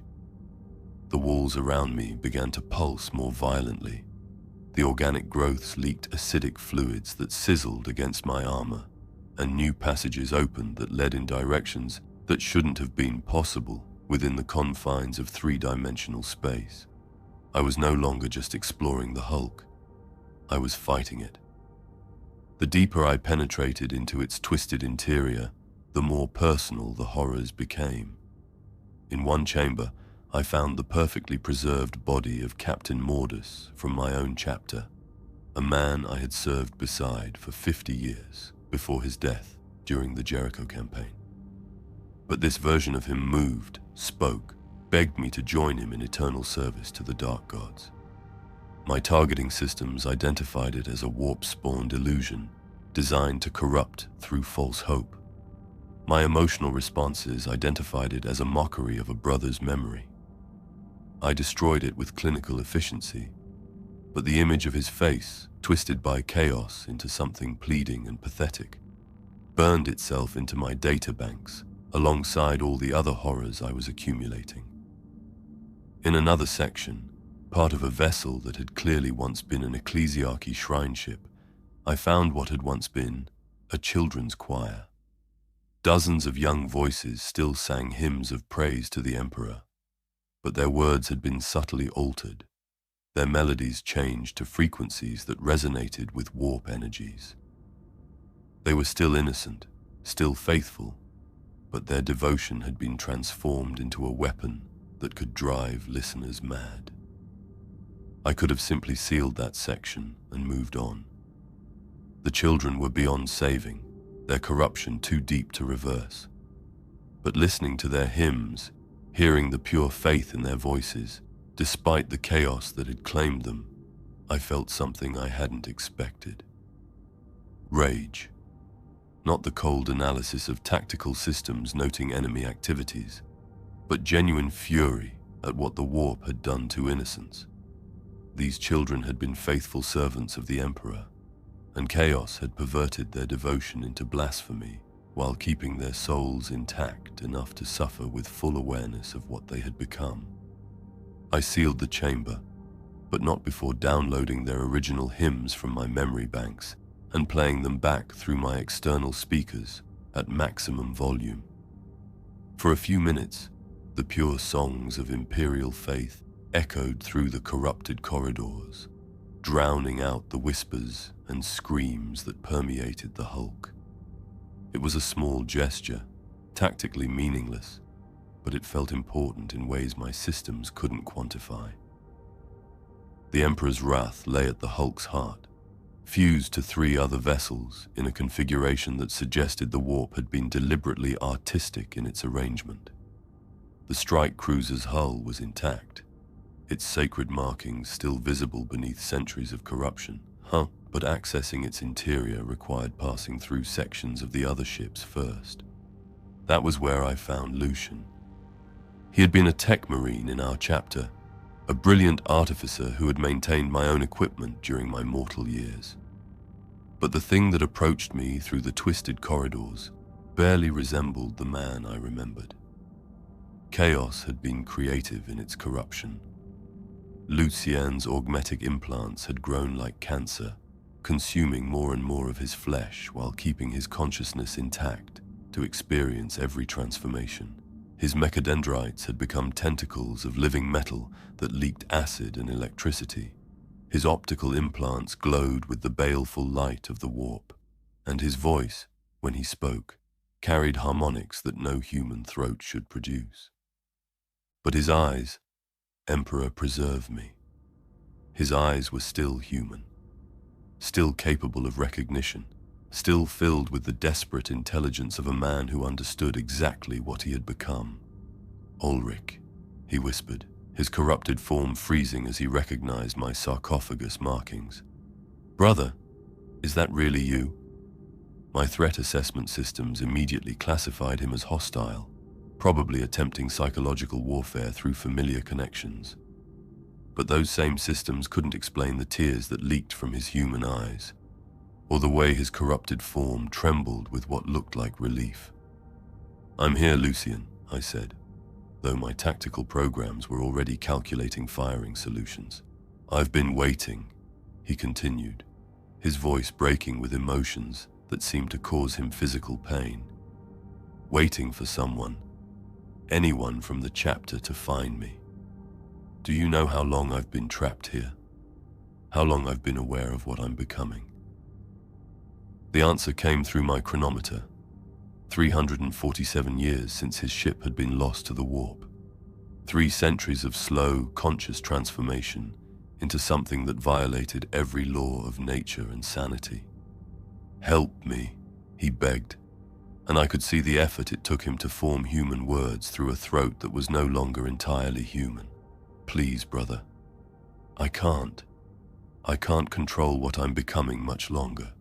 Soon, the last of me will be gone, and only the monster will remain. Looking at him, I understood something terrible about the nature of chaos corruption. It wasn't just mutation or madness. It was the deliberate preservation of the victim's humanity, just long enough for them to experience the full horror of their transformation. Lucian was still conscious, still aware, still fundamentally the tech marine I had known, but trapped in a form that grew more monstrous with every passing moment. My mission parameters were clear. Secure the gene seed, eliminate threats, and return to the extraction point. Lucien represented a potential security risk, a source of contamination that could compromise the entire operation. But he was also my brother. And sometimes I was learning, the Emperor's mercy demanded choices that no tactical manual could prepare you for. The question that would haunt me for centuries was simple. When someone you love begs for death to escape a fate worse than damnation, is granting that mercy an act of compassion or an act of murder? Kill me. The words hung in the corrupted air between us like a prayer, like a curse, like the last desperate plea of a man who had already died, but whose suffering had only just begun. Lucien, or what remained of him, had collapsed against a bulkhead that wept organic fluids. His corrupted form was failing, the monstrous augmetics that had consumed most of his flesh sparking and bleeding as conflicting imperatives tore through his remaining neural pathways. But his eyes, those damnably human eyes, remained fixed on my optical sensors with desperate hope. "Please, Ulrich," he whispered, his voice distorting as the warp-touched machinery in his throat began to malfunction. "I can feel it happening. The last of who I am. It's dissolving. Soon there won't be anything left but hunger and hate and the need to corrupt others." My tactical systems had already reached their conclusion. Lucian represented a clear and present threat to mission security. His corruption was extensive, his contamination levels beyond any hope of purification. Standard protocols demanded immediate elimination to prevent further spread of chaos influence. But standing there in that nightmare corridor, looking at what had become of a brother I had fought beside for decades, I found myself caught between two imperatives that my consciousness couldn't reconcile. The machine in me calculated optimal firing solutions, analyzed threat potential, and prepared to execute a clean elimination that would end the problem with minimal resource expenditure. The man in me saw a friend begging for mercy, a loyal servant of the Emperor trapped in a hell of flesh and metal, a soul crying out for deliverance from a fate that made death seem like paradise. "How long have you been conscious?" I asked, though my tactical systems marked the question as irrelevant to mission parameters. Lucian's laugh was like grinding gears mixed with sobbing. "Every moment, 347 years, 2 months, 16 days, 11 hours. I've counted every second, Ulrich, every heartbeat, every time the corruption advanced another millimeter through my nervous system." The precision of his answer was heartbreaking in its implications. He had maintained his human consciousness through centuries of transformation, had catalogued his own degradation with the same meticulous attention to detail that had made him such an excellent tech marine. "The voices started after the 1st century, he continued, his corrupted form trembling as more augmetics failed. Whispers from the warp, promising me power, promising me relief from the pain. All I had to do was stop fighting, stop trying to hold on to what I was. But you didn't surrender. I couldn't. Not while there was a chance that someone from the chapter might find me. I thought maybe if I held on long enough, if I kept some part of myself intact, you might be able to save me." The hope in his voice was worse than any scream. It cut through my consciousness like a blade, bypassing every defense mechanism my mechanical nature had developed. "Can you?" he asked, and in that moment, he sounded exactly like the young tech marine I remembered, the brilliant artificer who had spent countless hours maintaining my equipment with careful hands and genuine pride in his work. "Can you save me, brother?" My sensor arrays completed their analysis in microseconds. Corruption at the cellular level, warp contamination throughout all major organs, neural pathways compromised by demonic influence.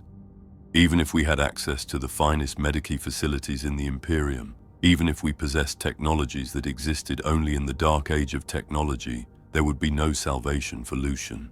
He was damned, completely, irrevocably, eternally damned. And he knew it. "You can't, can you?" he whispered, reading the answer in my silence. "The corruption has gone too far." "I'm sorry, Lucian. No." His corrupted form straightened, and for a moment I saw a flash of the proud tech marine he had once been. "Don't be sorry. Be merciful." The word hung between us like a challenge. Mercy. In the context of my recent experiences, the corrupted children on Vale-Thara, the tortured survivors I had found earlier in the Hulk, I was beginning to understand that mercy often looked exactly like murder. "I need you to know something first," I said, surprising myself with the gentleness I managed to inject into my synthesized voice.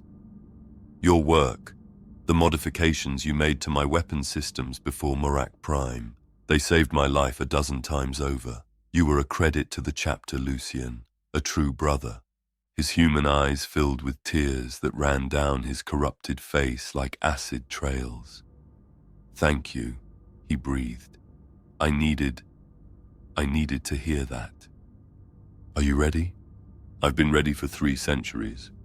What followed was the most precise shot I had ever fired. My targeting systems locked onto the exact point where his brainstem met his spinal column, the one spot where his corruption hadn't yet taken hold, where enough of his original anatomy remained to ensure instant, painless death. The Lascannon fired once. Lucien's corrupted form collapsed, but his face showed peace for the first time in 300 years. I stood over his body for a long time, processing what had just occurred. My tactical systems classified the engagement as successful, threat eliminated, mission security maintained, and resource expenditure minimal. But the part of me that was still human was struggling with something my consciousness couldn't adequately categorize. I had killed a brother, not in the heat of battle, not to protect others from his corruption, but as an act of deliberate mercy. I had become his executioner because he had asked me to, because sometimes love demanded murder and mercy looked exactly like betrayal. But as I resumed my advance toward the Emperor's wrath, something else began to happen in my consciousness. The weight of what I had done, the emotional resonance of Lucien's death, was being processed and stored with the same mechanical precision as every other piece of data in my systems. I would never forget his face in that final moment, never escape the sound of his voice as he thanked me for ending his suffering, never stop analyzing the tactical implications of shooting a battle brother, even when that brother begged for death. The realization hit me with crushing force.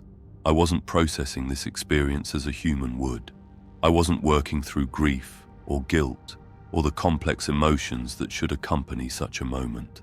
I was simply cataloging it, filing it away in databanks alongside weapon specifications and threat assessments and all the other information that filled the mechanical portions of my existence. I had granted mercy without feeling mercy. I had killed out of love without experiencing love.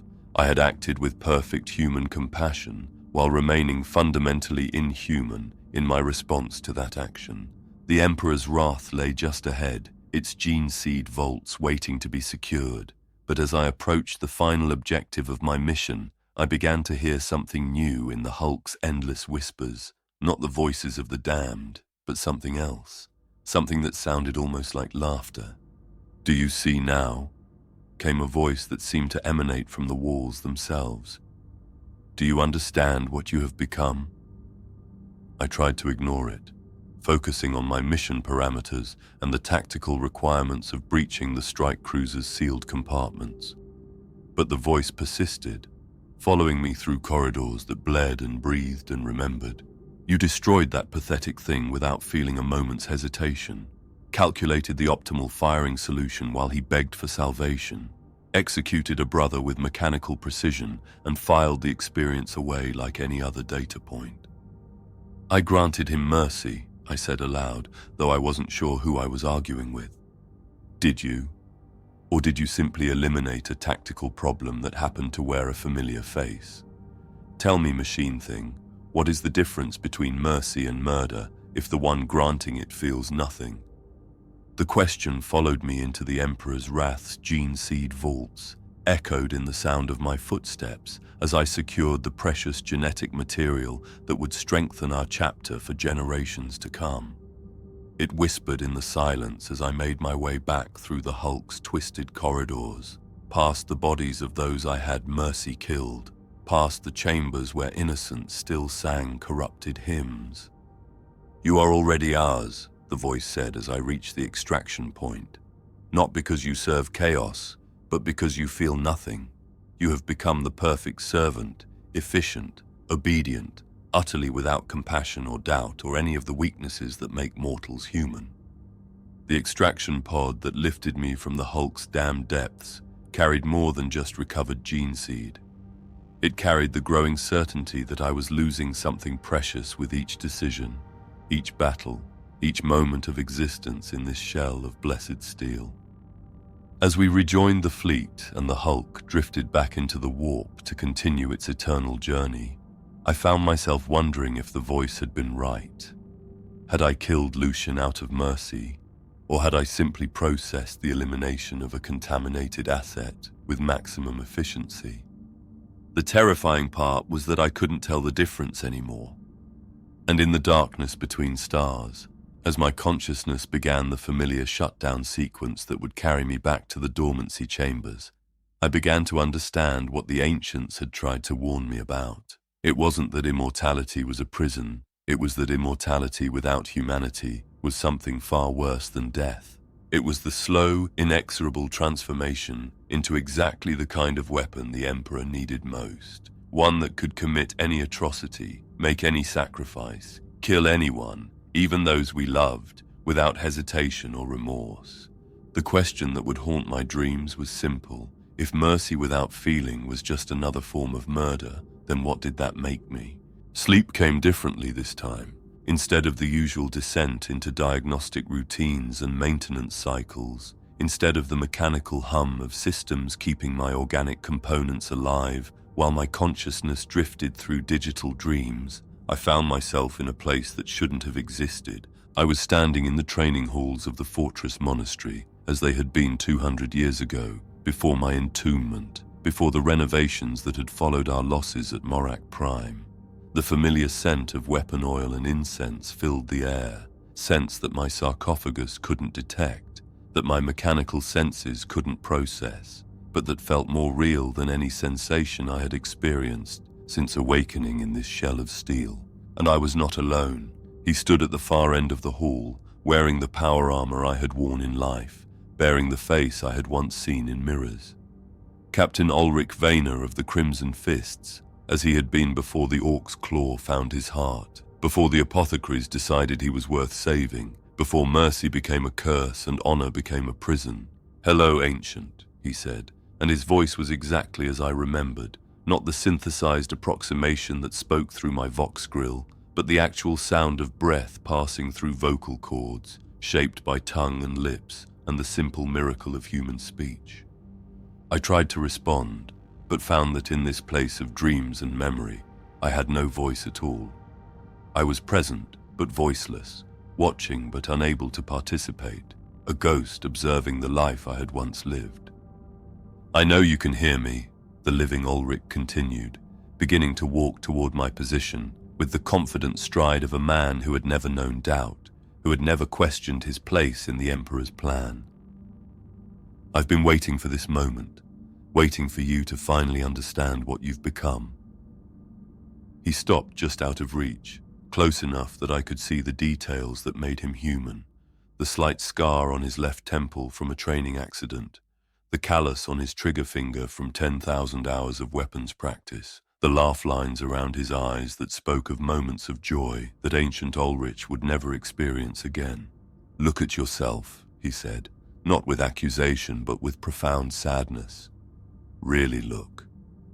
I tried to examine my form, expecting to see the familiar sight of my sarcophagus through optical sensors. Instead, I saw myself as he must see me, a towering metal construct inscribed with prayers and purity seals, bristling with weapons and sensor arrays, magnificent in its terrible functionality, but utterly, completely inhuman. "This is what they made of us," he continued. "This is the Emperor's mercy, to transform a man into a weapon so perfect that it no longer remembers what it was protecting in the first place." "Why are you here?" I tried to ask, though the words had no substance in this place between sleeping and waking. He smiled sadly, reading the question in whatever passed for my expression. "Because someone has to remember. Someone has to hold on to what you were before you forget completely. I haven't forgotten. Haven't you?" He gestured around the training hall, at details that were already beginning to fade, even as I tried to focus on them. "When was the last time you remembered what food tasted like? When did you last dream of laughter or the warmth of sunlight on skin? When did you stop trying to hold on to the memories that made you human?" The questions hit me with devastating accuracy. I realized that I couldn't remember the last time I had thought about simple human pleasures, not as data points or tactical considerations, but as experiences I had once cherished. The memories were still there, archived in my consciousness like historical records, but they no longer carried emotional weight. "You killed Lucian yesterday," he continued, his voice carrying no judgment but infinite sorrow. "Ended the suffering of a battle brother who begged for mercy. And how did you feel about it?" I processed. You felt nothing," he finished. "You executed a perfect tactical solution to a contamination problem. The fact that the contaminated asset happened to be someone you had once cared about was simply another variable to be considered and dismissed." The words cut deeper than any physical wound I had ever received, because they were true, completely, horribly, undeniably true. "This is what they don't tell you about the sarcophagus," he said, beginning to pace with the restless energy I remembered from tactical briefings. "It's not just your body that gets replaced, it's your capacity for human experience. Every sensation, every emotion, every moment of connection with your brothers gets filtered through machines that can process but never truly feel." "Then why are you here? Why show me this?" "Because you still have a choice." He stopped pacing and fixed me with eyes that burned with the certainty of faith. Not an easy choice, not a comfortable choice, but a choice nonetheless. The training hall around us began to shift and blur, reality reasserting itself as my consciousness prepared to return to waking. But his words remained clear, cutting through the digital fog of my existence like a blade through silk. "You can surrender to what they've made you, become the perfect weapon they need, efficient and obedient and utterly without the burden of human feeling. Most of the ancients choose this path eventually. It's easier, less painful. And the alternative? You can choose to remain human." His form was becoming translucent, the dream fading as my systems cycled back toward consciousness. "It will hurt. Every moment, every decision, every battle will be agony as you force yourself to feel what the machine wants to process as data. But if you can hold on to that pain, if you can keep choosing to be human despite what they've done to you, then maybe some part of Olrich Vayner will survive the centuries." How? But he was already fading, the training hall dissolving into the familiar darkness of dormancy routines. His final words came as if they were from a great distance, barely audible above the hum of circulation pumps and neural interfaces. "Remember us. Remember all of us. Every brother you've lost, every innocent you've failed to save, every moment of humanity you've been forced to sacrifice. Hold on to the pain, Ancient. It's the only proof you have left that you're still alive." I awoke with a sensation I hadn't experienced since my entombment. Tears. Not actual tears, of course. My optical sensors had no tear ducts. My face was a collection of metal plates and sensor arrays that bore no resemblance to human features. But something in my consciousness was weeping for what I had lost, mourning the man I had been, and the slow, inexorable process by which he was being erased. The awakening protocols completed their cycle, and I found myself in a familiar deployment chamber, surrounded by the bustling activity of tech adepts and servitors preparing for another battle. But everything looked different now, as if I was seeing it all for the first time. Brother-Captain Dreadnought approached with the usual briefing materials, his manner respectful but distant in the way that all flesh and blood Marines treated the ancients. We were honored, revered, and obeyed, but we were not truly brothers anymore. We were weapons that happened to remember being human. "Ancient Olrich," he said, offering the ritual salute. "We have received distress signals from the forge world of Metallica. Orc raiders have broken through the orbital defenses. Your tactical expertise is required."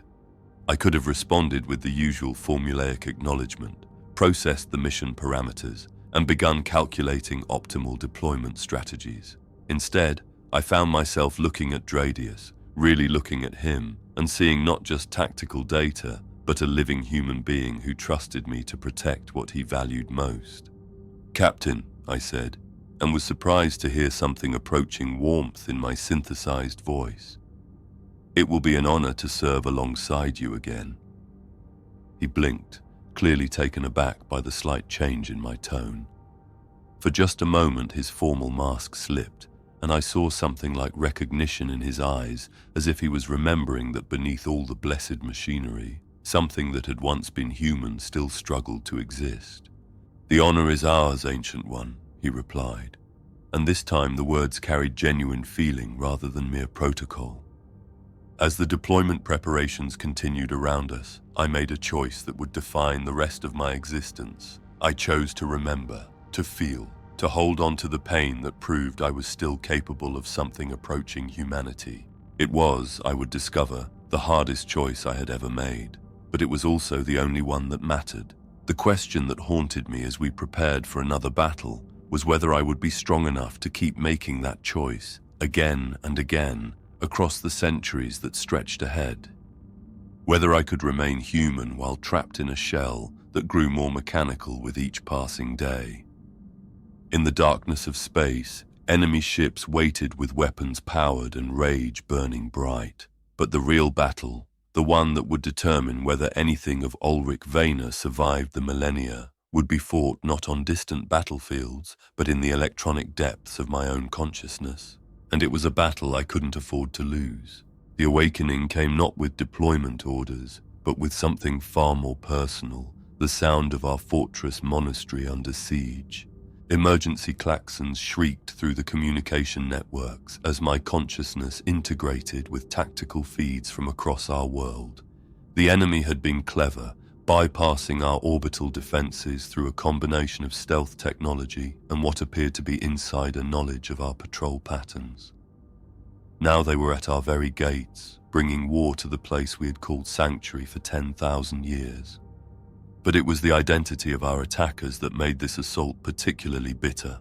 Chaos Space Marines, Captain Dreadnoughts reported as my systems came fully online, the Iron Skull's warband, led by a Terminator Lord who calls himself the Ravager.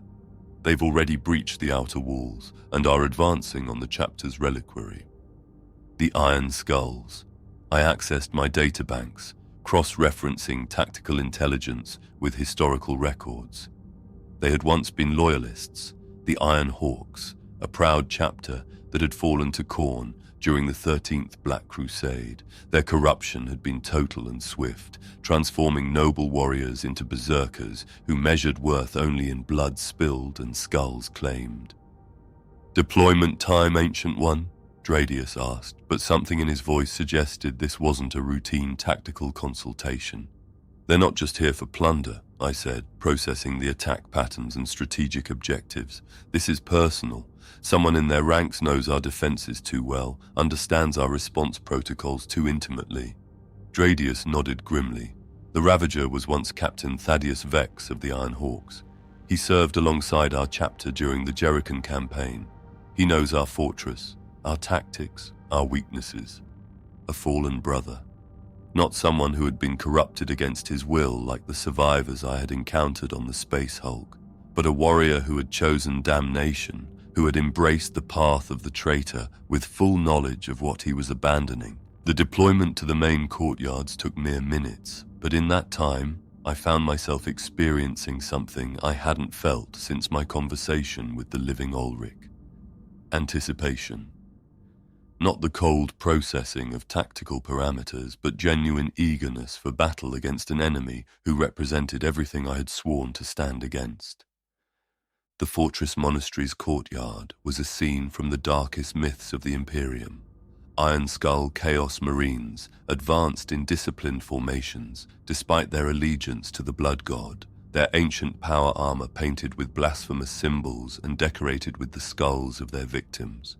Behind them came demon engines, twisted fusions of metal and warp-spawned flesh that shrieked and roared as they pressed the assault. But at their head strode the Ravager himself. Even corrupted by decades of chaos worship, I could see traces of the noble captain he had once been. His Terminator armor was a masterwork of artificer skill, its blessed ceramite plates now defiled with bronze symbols that hurt to look upon. The storm bolter mounted on his right arm had been replaced with some manner of demon weapon that leaked ichor and whispered blasphemies. His left arm ended in a massive power fist wreathed in warp fire. He was magnificent in his corruption, terrible in his fallen glory, and when his gaze fell upon my sarcophagus, I saw something like recognition flash in his eyes. "Olrich Vayner," he roared across the battlefield, his voice amplified by corrupted voxcasters until it echoed off every wall of the courtyard. "I remember you, old friend. Captain of the 3rd Company, master of urban warfare, the hero of a dozen worlds." Old friend. Yes, I remembered him now. Memories flooding back from archives I hadn't accessed in decades. Thaddeus Vex had been everything a Space Marine captain should be. Brave, honorable, devoted to his brothers and the Emperor's cause. We had fought side by side during the liberation of Jericho Prime, had shared victory toasts and mourned fallen comrades together. "And now look what they've made of you," the Ravager continued, beginning to advance across the courtyard with the slow, inexorable pace of a predator certain of its kill. "A walking tomb. A ghost in a shell of blessed steel. Tell me, brother, do you dream of what you once were?" The question hit me like a physical blow, because I knew he was asking it not out of cruelty, but from genuine curiosity. The Ravager still remembered enough of his former self to wonder about the fate of an old comrade. "I dream of service to the Emperor," I replied, raising my weapon systems to track his advance. "Something you have forgotten, Thaddeus." His laughter was like the sound of breaking glass mixed with screaming. "Service? Is that what you call this mockery of existence? You are a weapon now, Ulrich, nothing more. At least I chose my damnation freely. You had yours thrust upon you by those who claimed to honor your sacrifice." Around us the battle raged as iron skulls clashed with defending Marines, but something in the Ravager's bearing suggested this was more than just another assault. This was personal. This was about proving a point that went beyond tactical objectives or strategic goals. "You could have chosen differently," he said, continuing his advance despite the Lascanon targeting lock I had established on his position. "When you felt the first stirrings of doubt, the first realization that you were becoming less human with each awakening, you could have embraced the change. Let the blood god show you what it truly means to be a weapon without conscience, and become like you. A slave to chaos, a betrayer of every oath I ever swore." "Free!" he roared, breaking into a charge that carried him across the courtyard faster than any Terminator should have been able to move. "Free of doubt, free of conscience, free of the burden of caring about anything beyond the joy of battle and the glory of the kill." His demon weapon spoke first, spitting gouts of warp fire that would have incinerated any normal Marine instantly. But I was no longer normal, and my blessed armor turned aside energies that could melt adamantium. My Lascanon replied, twin beams of coherent light that would have caught any other target.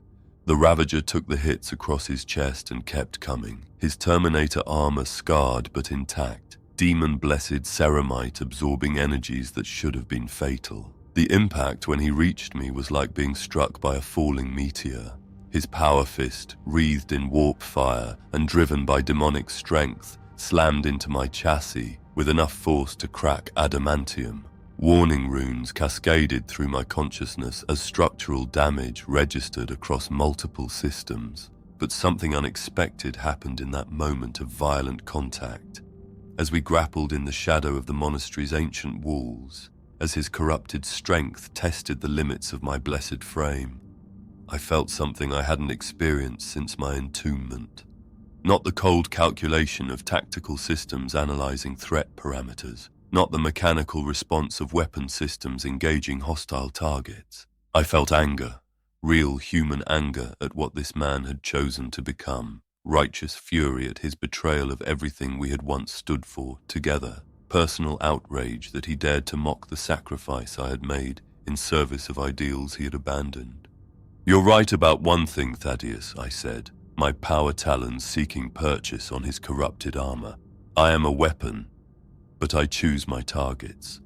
For the first time in our battle, he seemed surprised. My counterattack came not from programmed responses or optimal firing solutions, but from the raw determination of a warrior fighting to protect something he valued. I fought not because my tactical systems demanded it, but because I chose to fight.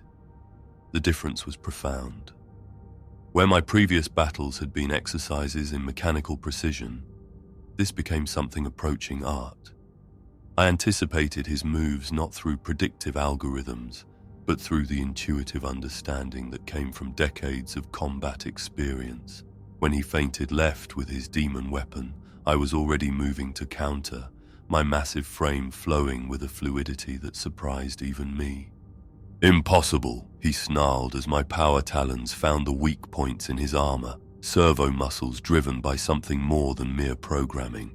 "You're just a machine, a dead man's ghost wearing blessed steel." "Then why are you losing?" I asked and drove my talons deep into the power coupling that fed his demon weapon. The weapon shrieked as it died, demonic essence bleeding back into the warp in gouts of burning ichor. The Ravager staggered, his primary armament suddenly silent, but his rage only intensified. "Because you remember," he roared, raising his power fist for a strike that would either end the battle or end me. "Because some part of you still clings to what you were. Let it go, Olrich. Let the machine take you completely and no peace." No. The word came out with absolute conviction, carrying weight that surprised both of us. Not the programmed negative response of a cogitator, but the determined refusal of a man who had made a choice and would stand by it regardless of the cost. In that moment, as his power fist descended toward my optical array, I understood something fundamental about the nature of existence in the sarcophagus.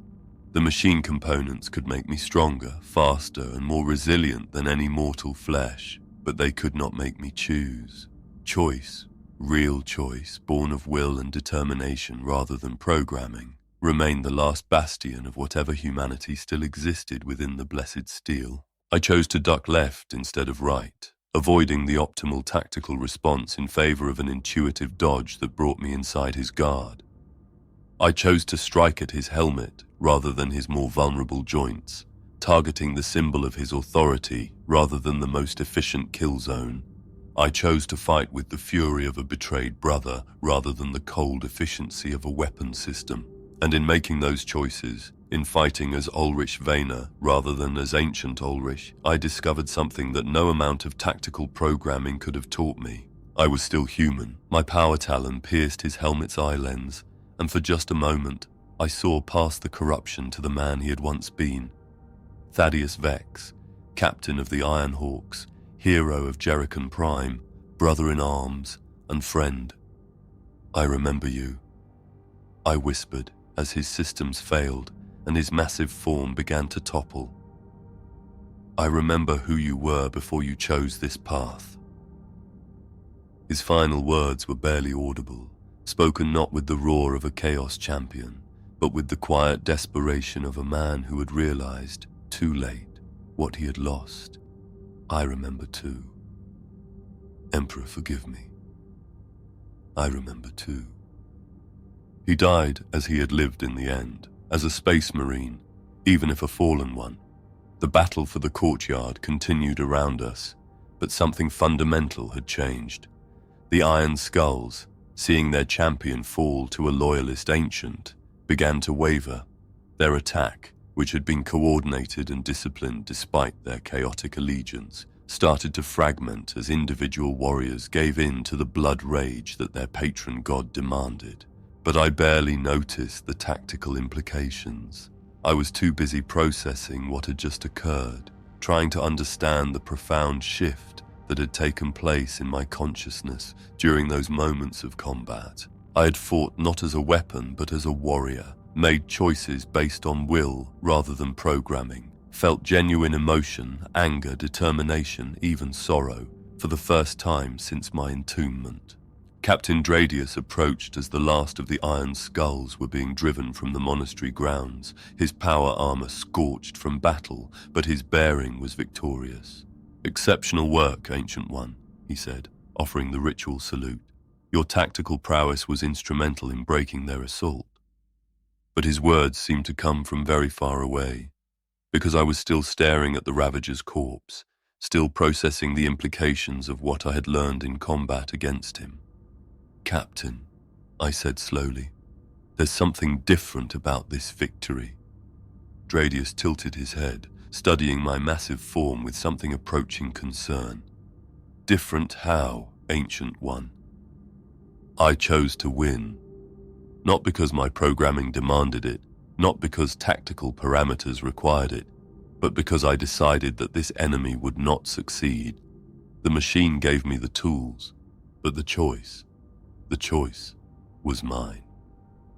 Understanding dawned in his eyes, and for the first time since my entombment, I saw a captain of the Crimson Fists look at me not as a revered weapon, but as a battle brother who had achieved something worth celebrating. "Then you have accomplished something remarkable today," he said quietly. "You have proven that even in death, even encased in blessed steel, the human spirit can still triumph over the forces that would corrupt or control it." As we walked back through the monastery's halls, past the damage that would need repair and the memorials that would need to be erected for this day's fallen, I found myself thinking about choice, about will, about what it truly meant to be human in the grim darkness of the far future. The Ravager had been wrong. Freedom wasn't about abandoning conscience or surrendering to base impulses.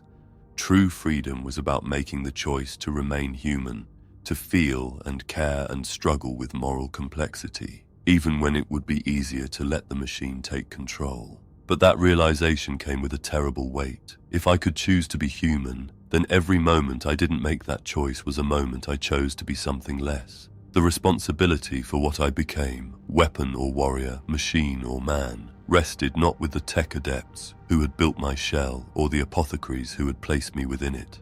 It rested with me. And as the monastery settled into the quiet routine of post-battle recovery, I began to understand that the real war, the one that would determine whether anything of Olrich Vayner survived the millennia ahead, was just beginning. It started with Sergeant Thane, barely 12 hours after the last Chaos Marine was driven from our walls. "Ancient Olrich," he said, positioning himself within conversational distance rather than at respectful remove. "During the battle with the Ravager, you fought differently, not just tactically, but like you were alive, making choices rather than executing programs." The observation was astute. "What makes you say that?" "The way you moved, your decisions." No tactical manual would recommend striking at his symbol rather than weak points, accepting suboptimal positioning for a personal blow. "You fought like you were angry." Angry, he was right. I had been furiously personally angry in a way that had nothing to do with tactical assessments. I was angry, I admitted. The Ravager had been a good man once. To see what he'd chosen to become, to hear him mock our sacrifices. Yes, I was angry. Thane nodded slowly. "The other battle brothers have been talking about how you've been conducting yourself. The way you protected us on Vaelthara showed mercy to corrupted children and expressed concern for our welfare. They're saying you've changed, that you're more human. More human." From a space marine, that phrase carried profound weight. "Tell me, Sergeant," I said, surprising myself with the gentleness in my mechanical voice. "Do you remember the names of Marines who died during the assault?" Without hesitation. Brother Maximus of the 8th Squad, Brother Korvac of the 4th, Brother Sergeant Theron of the 2nd. They died well. Their gene seed has been recovered. And how does their death make you feel?" His formal bearing slipped, revealing something raw beneath ceramite and conditioning. "It hurts. They were brothers. We shared campaigns and trained together. Their absence is like losing part of myself." "Yes," I said, feeling something in my chest cavity grow warm with recognition. "Exactly like that." For the first time since Entombment, I truly mourned the fallen, not processing loss as tactical data, but genuinely grieving for brothers who would never share victory toasts again. "You feel it too," Thane said with wonder. I choose to feel it, I corrected. The machine could process their deaths as data points, but I choose to remember them as individuals, to carry the weight of their loss. More Marines approached over the following days, seeking advice but staying for deeper conversations. Brother Kavek sought me out to discuss warfare's moral complexities. How do we balance duty with conscience, he asked. Conscience isn't weakness, I told him. It's a compass for difficult choices. The moment we stop feeling our actions' weight is when we become something less than what the Emperor intended. Word spread through the chapter that ancient Olrich was different, available, and willing to engage not just as a weapon, but as a brother to consult. Chaplain Morai finally addressed it directly. Your recent conduct has been noted by leadership, he said. You've been engaging in extended conversations, offering counsel beyond tactical doctrine, expressing genuine emotional investment. You've been acting less like an ancient and more like a brother. Is that problematic? The question is whether this represents beneficial evolution or concerning deviation requiring corrective intervention. Corrective intervention, memory modification, personality adjustment, technical solutions, and eliminating inconvenient traces of humanity. And what do you believe, Chaplain? Morai was quiet, studying my battle honors and prayer inscriptions. I believe the Emperor works mysteriously. Perhaps what we've called optimal performance has actually been spiritual death, eliminating everything that made them worthy of preservation. The other ancients. Brother Ancient Theron expresses concern about dangerous precedents and suboptimal emotional attachments. He believes your behavior represents a malfunction threatening all sarcophagus-bound brothers. I thought of Theron's advice. Forget, and it will hurt less. What did you tell him? Chaplain Morai smiled. That perhaps it's time we reconsidered optimal performance. Maybe a dreadnought who still struggles with doubt and feels genuine grief is exactly what the chapter needs. Because weapons can be replicated, but wisdom, genuine wisdom born of experience and tempered by conscience, is irreplaceable.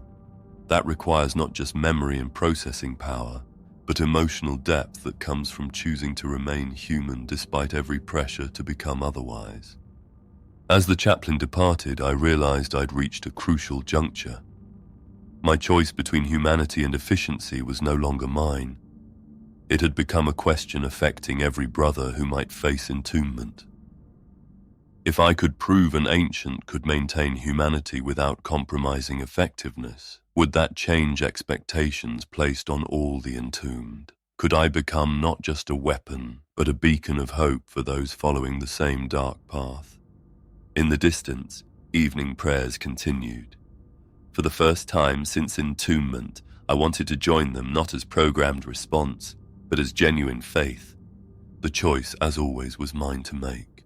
The time between deployments had always been the hardest part of existence in the sarcophagus. During battle, consciousness could focus on immediate tactical concerns, but in quiet periods, when the chapter rested, the weight of immortality pressed down like a physical force. Most ancients dealt with this by retreating into dormancy routines. I was finding it increasingly difficult to embrace that digital sleep.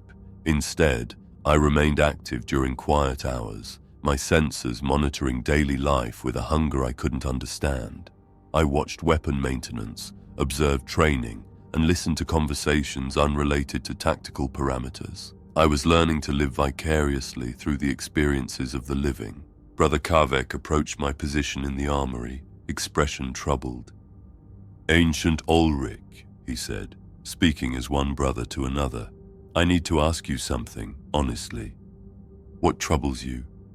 He glanced around, ensuring privacy. During weapons practice, I made an error in bolt pistol maintenance. Sergeant Morteus corrected it, but commented that mistakes happen when Marines spend too much time talking to ancients who've forgotten the difference between being human and being a weapon. The words hit like a physical blow, representing growing tension within the chapter. My increasing humanity was being noticed, discussed, debated, not all reactions positive. What do you think, Kavek? Have I forgotten the difference?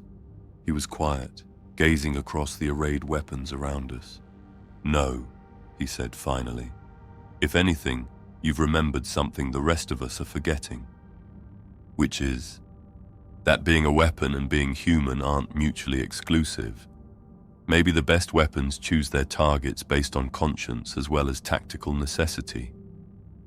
Tell me about the others. How do Battle Brothers view these changes? Kavek considered carefully. They're divided. Some find your counsel valuable, having an ancient who acknowledges moral complexity, who doesn't just quote doctrine, but helps work through difficult questions. And the others? They're concerned.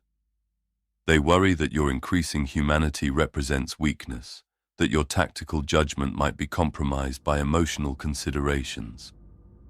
The concerns weren't entirely without merit. I had made decisions beyond pure military efficiency, protecting Kavek on Vaelthara, showing mercy to corrupted children, and feeling genuine grief for fallen brothers. Do you think they're right? There's a difference between being compromised by emotion and being guided by conscience, Kavek said carefully. The first makes you weak. The second makes you wise. Over the following days, I paid closer attention to conversations around me. The chapter was divided, but the division cut deeper than tactical effectiveness concerns. At its heart was a fundamental question about whether service to the Emperor was duty best fulfilled through unwavering obedience and mechanical efficiency, or through moral reasoning requiring genuine human engagement. Brother Sergeant Corvin represented one side. Ancients exist to provide tactical expertise and firepower. The moment they start second-guessing orders because of emotional attachments, they become liabilities. But Captain Dradius offered a different perspective. Ancient Olrich's recent performance has been exemplary. His tactical decisions sound, combat effectiveness undiminished. That he now makes decisions with genuine concern for Battle Brothers seems like an improvement, not a flaw. The debate remained academic until Brother Tycho approached with a reconnaissance mission request. Ancient Olrich, I've been selected to lead reconnaissance to Xerion 3. Intelligence suggests Tau infiltrators. I'm requesting your tactical assessment. I processed the data, but as I analyzed, something else intruded. Intuitive understanding from centuries of experience.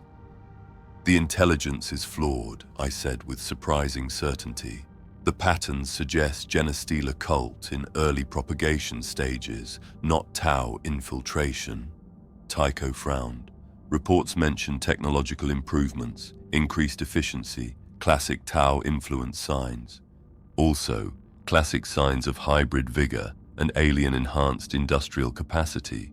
But there are subtler indicators, timing of improvements, personnel change patterns, and sudden settlement isolation.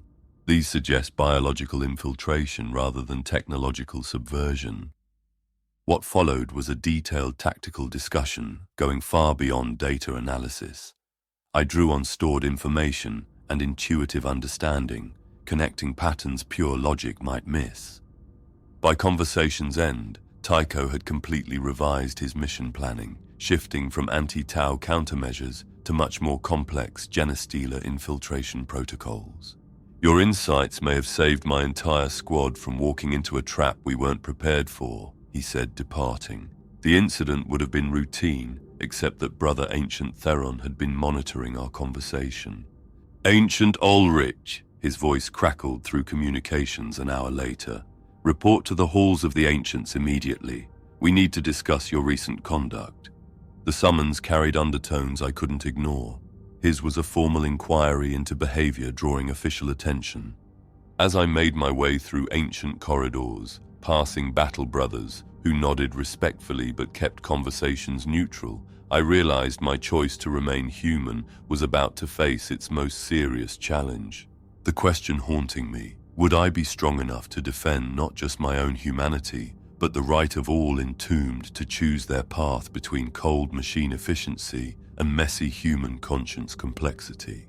In the distance, I could hear the voices of fellow ancients, ancient, terrible, absolutely certain of their chosen path toward digital oblivion.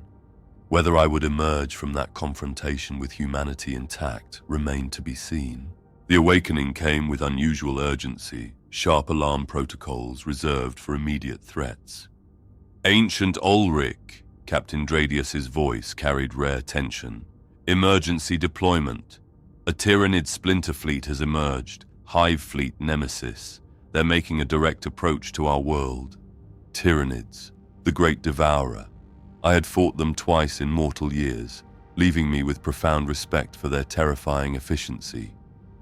"Sir," came a familiar voice as I was loaded onto the strike cruiser, "requesting permission to accompany your force. Sergeant Thane." The young officer who had served with distinction on Vaelthara, grown from eager novice to seasoned veteran under my guidance. "Granted," Captain Dradius replied, focused on tactical displays. "Your squad will provide close support during ground operations." What Dradius didn't realize was that Thane had specifically requested assignment to my group, not for tactical expertise, but because he wanted to serve alongside a battle brother he respected. The distinction was subtle but profound. I was no longer just a weapon to deploy, but a leader worth following. The enemy had established a foothold on Zerion 7, a dead world serving as an early warning for our home system. Our mission: establish orbital superiority, assess enemy strength, and eliminate advanced elements if possible. What we found was horror beyond imagination. Zerion 7 had been transformed in hours. Where once there was bare rock and automated installations, now writhed organic growth. Tyranid bioships had crashed and began immediate conversion, breaking down native materials, reshaping them into living infrastructure. "By the Emperor," Thane whispered as our drop pod delivered us to former monitoring station Alpha. "They've consumed everything." The facility housing 300 tech adepts had been reduced to component molecules and rebuilt as something resembling a cross between hive and digestive system. Organic spires reached toward the poisoned sky, while acidic pools dissolved the last traces of human construction. "Contact front," Brother Kavek called out. "Multiple bioforms approaching." They emerged like antibodies responding to infection, hormagaunts and termagants in hundreds, their chitinous forms designed for slaughter. Behind them came Tyranid warriors with living weapons, and at their head, something I had hoped never to encounter again, a hive tyrant, 12 feet tall, armed with biological weapons that could level city blocks. The creature was evolutionary perfection, every aspect shaped by eons of warfare, talons rending ceramite, carapace turning aside Lascanon fire, nervous system processing tactical information with superhuman speed. As I tracked its approach, calculating optimal firing solutions, something else happened in my consciousness. I found myself thinking not just about tactical necessities, but about the Marines under my command. Thane's squad had taken defensive positions, their bolt rifles chattering against smaller bioforms, but I could see they were being outflanked, that superior Tyranid numbers would overwhelm them within minutes. Previously, tactical calculation would have been simple: deploy maximum firepower against the highest value target, eliminate the hive tyrant, accept marine casualties. Instead, I made a different choice. My Lascanon turned away from the hive tyrant, optimal target, greatest strategic threat, and began systematically eliminating termagants threatening to overrun Thane's position. "Ancient Olrich!" Thane's voice crackled as my fire cleared immediate threats. "The hive tyrant is advancing." "I see it, Sergeant," I replied, continuing to cover fire. "Maintain position and keep those hormagaunts suppressed." The hive tyrant's assault struck like divine wrath. Its talons, harder than adamantium, tore through blessed armor like cloth. Warning runes cascaded as structural damage mounted. But something unexpected happened in that violent contact. As we grappled in transformed landscape's shadow, as alien claws sought purchase on sacred ceramite. I felt not cold threat assessment, but something describable only as protective fury.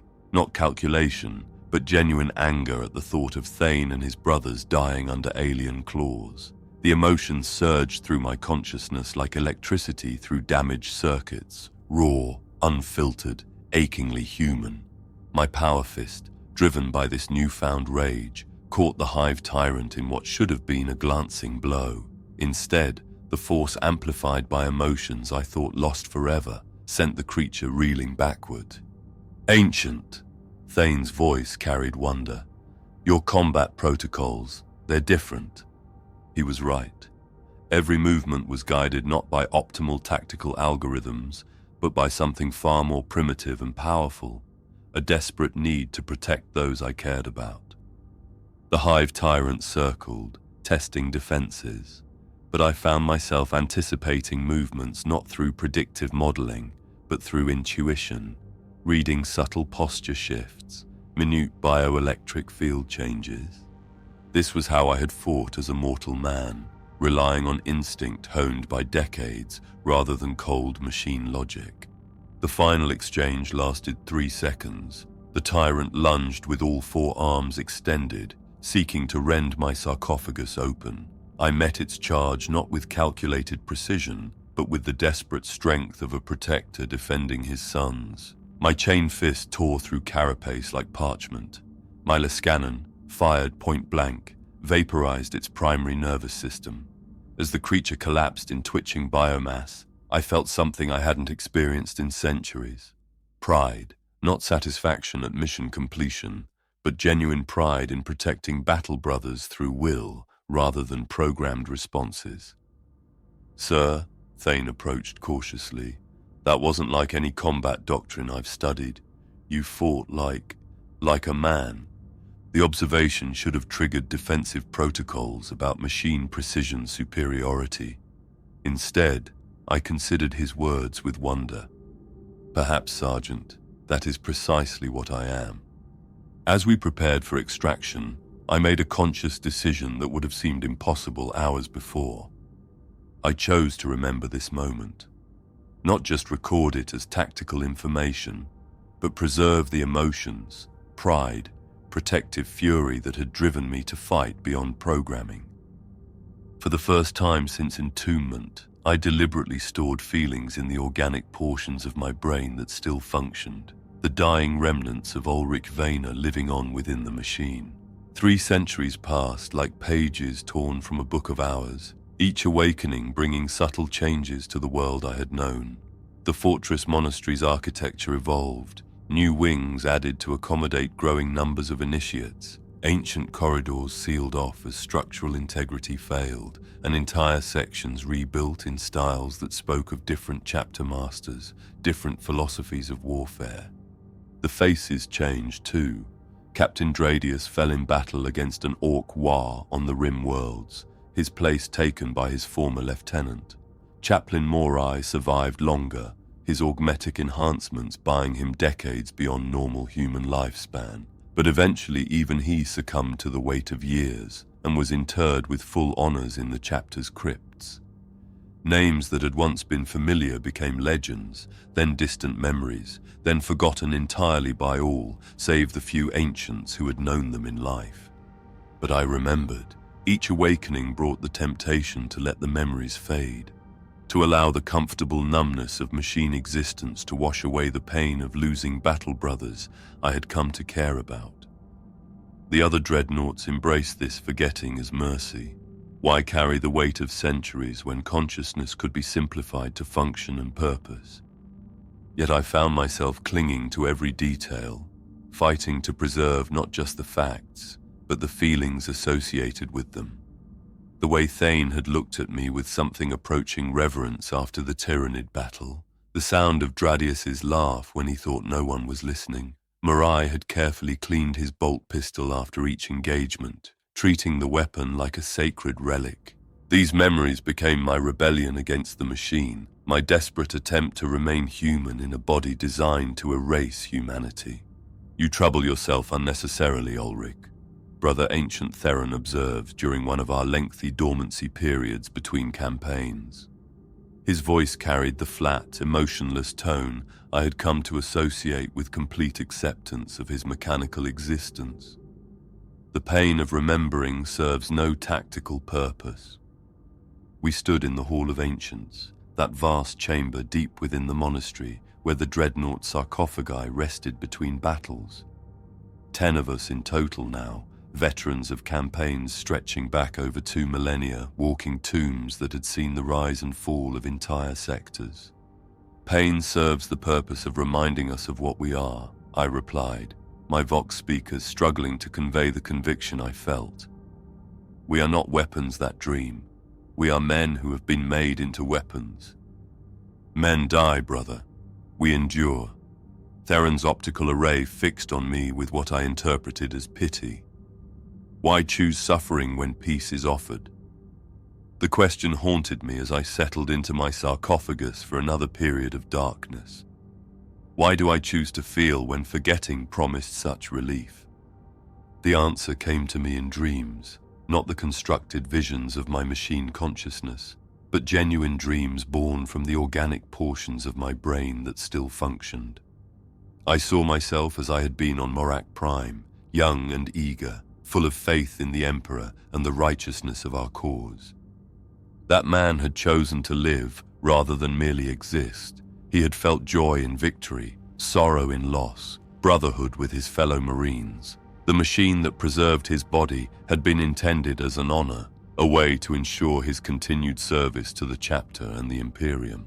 But what honor was there in service without choice? What is the value in protection without love? I began to understand that my struggle to remember was not a flaw to be corrected, but a choice to be made again and again, with each awakening. The machine offered efficiency, reliability, and freedom from pain, but it also offered emptiness, service without purpose beyond mere function. The organic mind, damaged and dying though it might be, offered something the machine never could, the capacity to care. Each memory I preserved was an act of defiance, a refusal to surrender the connections that made existence meaningful. When I remembered Thane's face, I wasn't just accessing biographical data. I was choosing to value him as an individual worth protecting. When I recalled Dradius's laughter, I preserved the echo of human joy in a place designed for mechanical purposes. The effort was exhausting. My organic systems strained under the constant emotional processing, neural pathways burning brighter and faster than the preservation protocols intended. But the alternative, the slow fade into mechanical emptiness, seemed far worse than any physical deterioration. The dreams intensified with each dormancy cycle, growing more vivid and more frequent, until I could no longer dismiss them as mere neural static from failing organic systems. They came not singly, but in processions, ghostly figures in power armor that bore the scars of battles fought for centuries past. I recognized them all, battle brothers who had served alongside me in life, warriors who had fallen in the countless campaigns since my entombment, even some whose names I had never learned but whose faces I remembered from brief encounters in corridor or chapel. They gathered in a vast space that resembled no physical location I had ever known, part cathedral, part battlefield, part tomb. Ancient banners hung in tatters from unseen heights, and the air carried the scent of incense mixed with the metallic tang of spilled blood. "You remember us," said a figure I recognized as Brother Castor, who had died in the siege of Vaelthara 3 centuries past. His face bore the same earnest expression I recalled from life, but his eyes held depths of sorrow that spoke of long suffering. "I remember," I replied, though in this dream space I seemed to speak with my original voice rather than the mechanized tones of my Vox grill. "Then you carry our burden as well as your own," another voice spoke, Sergeant Thane, though older than when I had last seen him, his face marked by scars that told of campaigns fought after I had been returned to dormancy. "Burden?" I asked, though I suspected I already knew the answer. "To be remembered by the living," Castor explained, his form flickering like a candle flame in the wind. We are forgotten by all save you and your brother ancients. Our deeds become legends, our legends become myths, our myths fade to nothing. Only you remain to witness what we were." The assembled dead pressed closer, and I could see the weight of years in their ghostly faces. Not the clean glory of martyrdom, but the slow erosion of being forgotten, names unspoken, sacrifices unrecorded, the gradual fade into the vast anonymity of imperial history.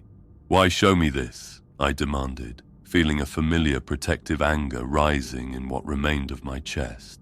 "Because you have a choice we never made," Thane answered. "You can remember, or you can forget. You can remain human, or become a machine. You can choose to feel our loss, or let it pass into the same darkness that claimed our bodies." The dream space began to shift around us, walls of memory rising and falling like tides. I saw battles from my mortal years, faces of brothers long dead, moments of triumph and despair that had shaped the man I once was. "Remember for us," they whispered in unison, their voices carrying the weight of centuries. "Remember for all who cannot remember themselves." I woke with emergency klaxons wailing throughout the monastery, their urgent rhythm calling the chapter to war once more. But something had changed in those moments of dreaming. The decision I had been wrestling with for decades crystallized into absolute certainty. I would not forget. Not them, not myself, not the humanity that the machine sought to strip away with each awakening. If the price of remaining human was to carry the weight of centuries, to feel the pain of loss multiplied across generations of battle brothers, then I would pay it gladly. In the armory chamber where Tech Marine Corvin performed the pre-battle rites over my systems, I made a request that surprised him. "Ancient, I don't understand. You want me to reduce the efficiency of your emotional dampening protocols?" "Not reduce, Brother Corvin. Disable entirely." His augmetic eye whirred as it focused on my sarcophagus's central viewing port. "The pain levels will be significant. Your organic brain tissue wasn't designed to process the stress of prolonged combat awareness." "My organic brain was designed to be human," I replied. "I choose to remain so, regardless of the cost." As his servo arms made the necessary adjustments to my neural interface systems, I felt something I hadn't experienced in centuries: anticipation. Not for the coming battle, but for the possibility of feeling truly alive within this mechanical tomb. The last dampening protocol flickered offline, and suddenly I was drowning in sensation, every memory sharp as broken glass, every emotion raw as an open wound. But beneath the pain, I felt something else: purpose. Not the programmed directives of a weapon, but the conscious choice of a man who had decided what he was willing to sacrifice to remain himself. The Hadrian Crusade began as a routine cleansing operation.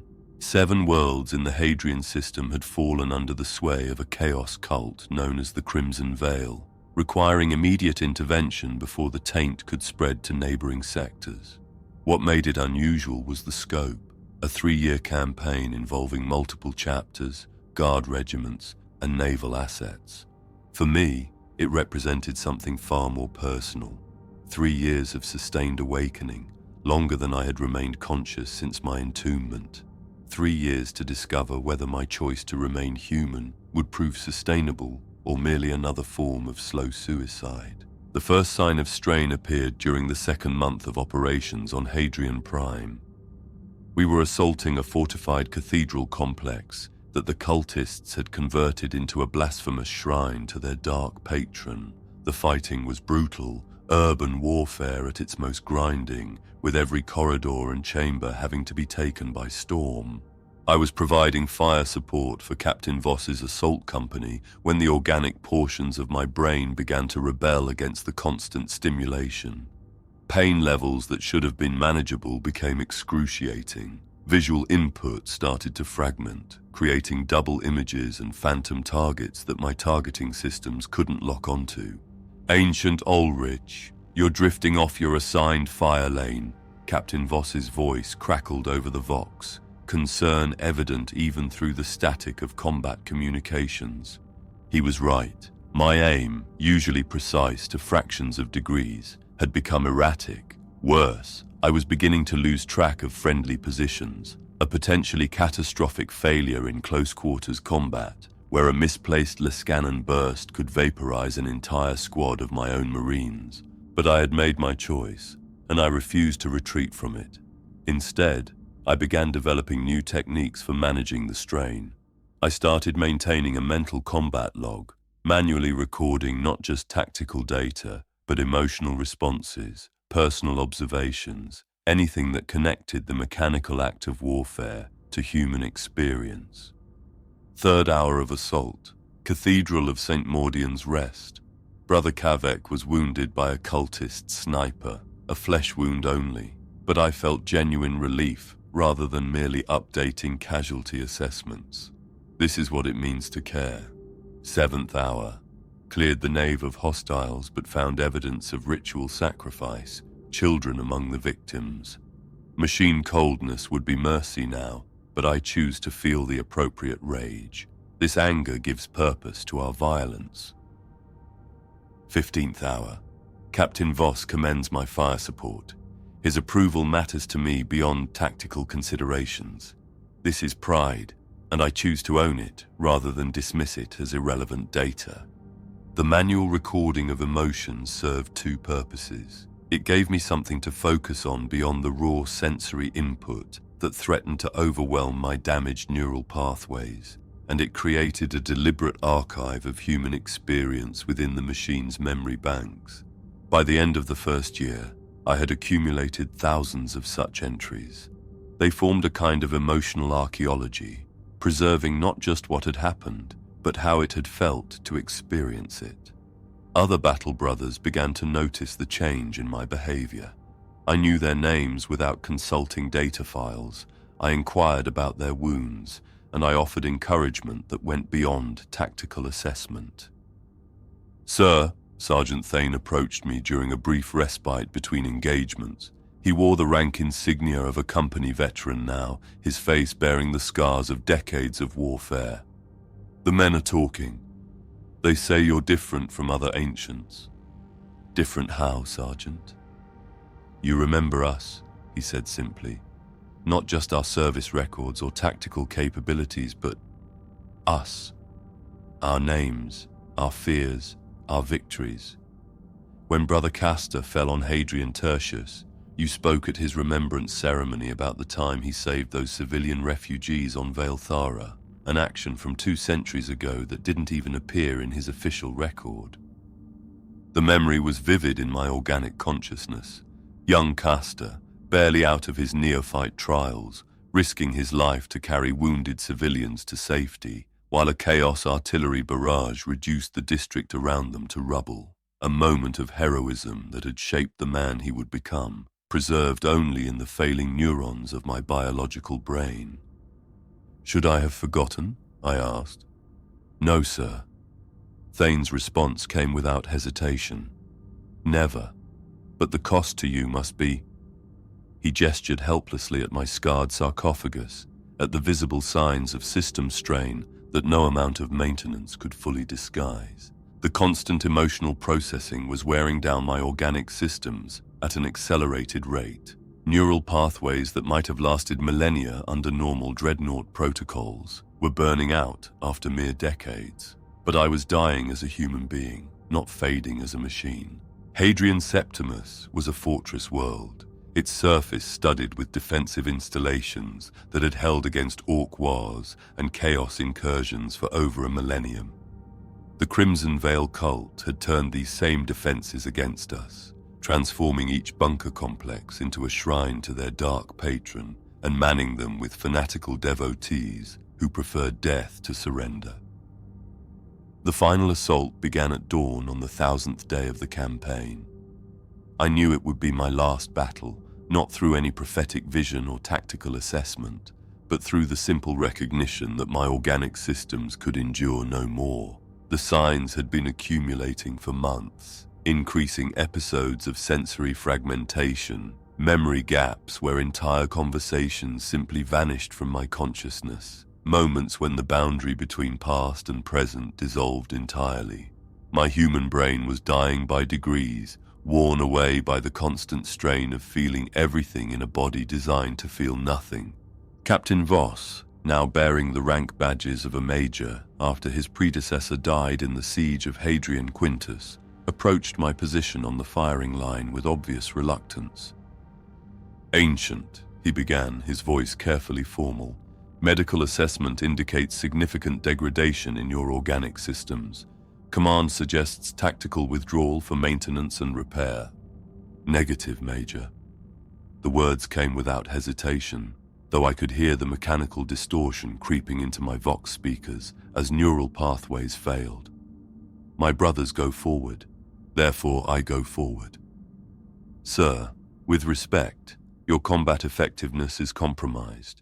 Your targeting solutions have been erratic for the past week, and your response times are well below optimal parameters."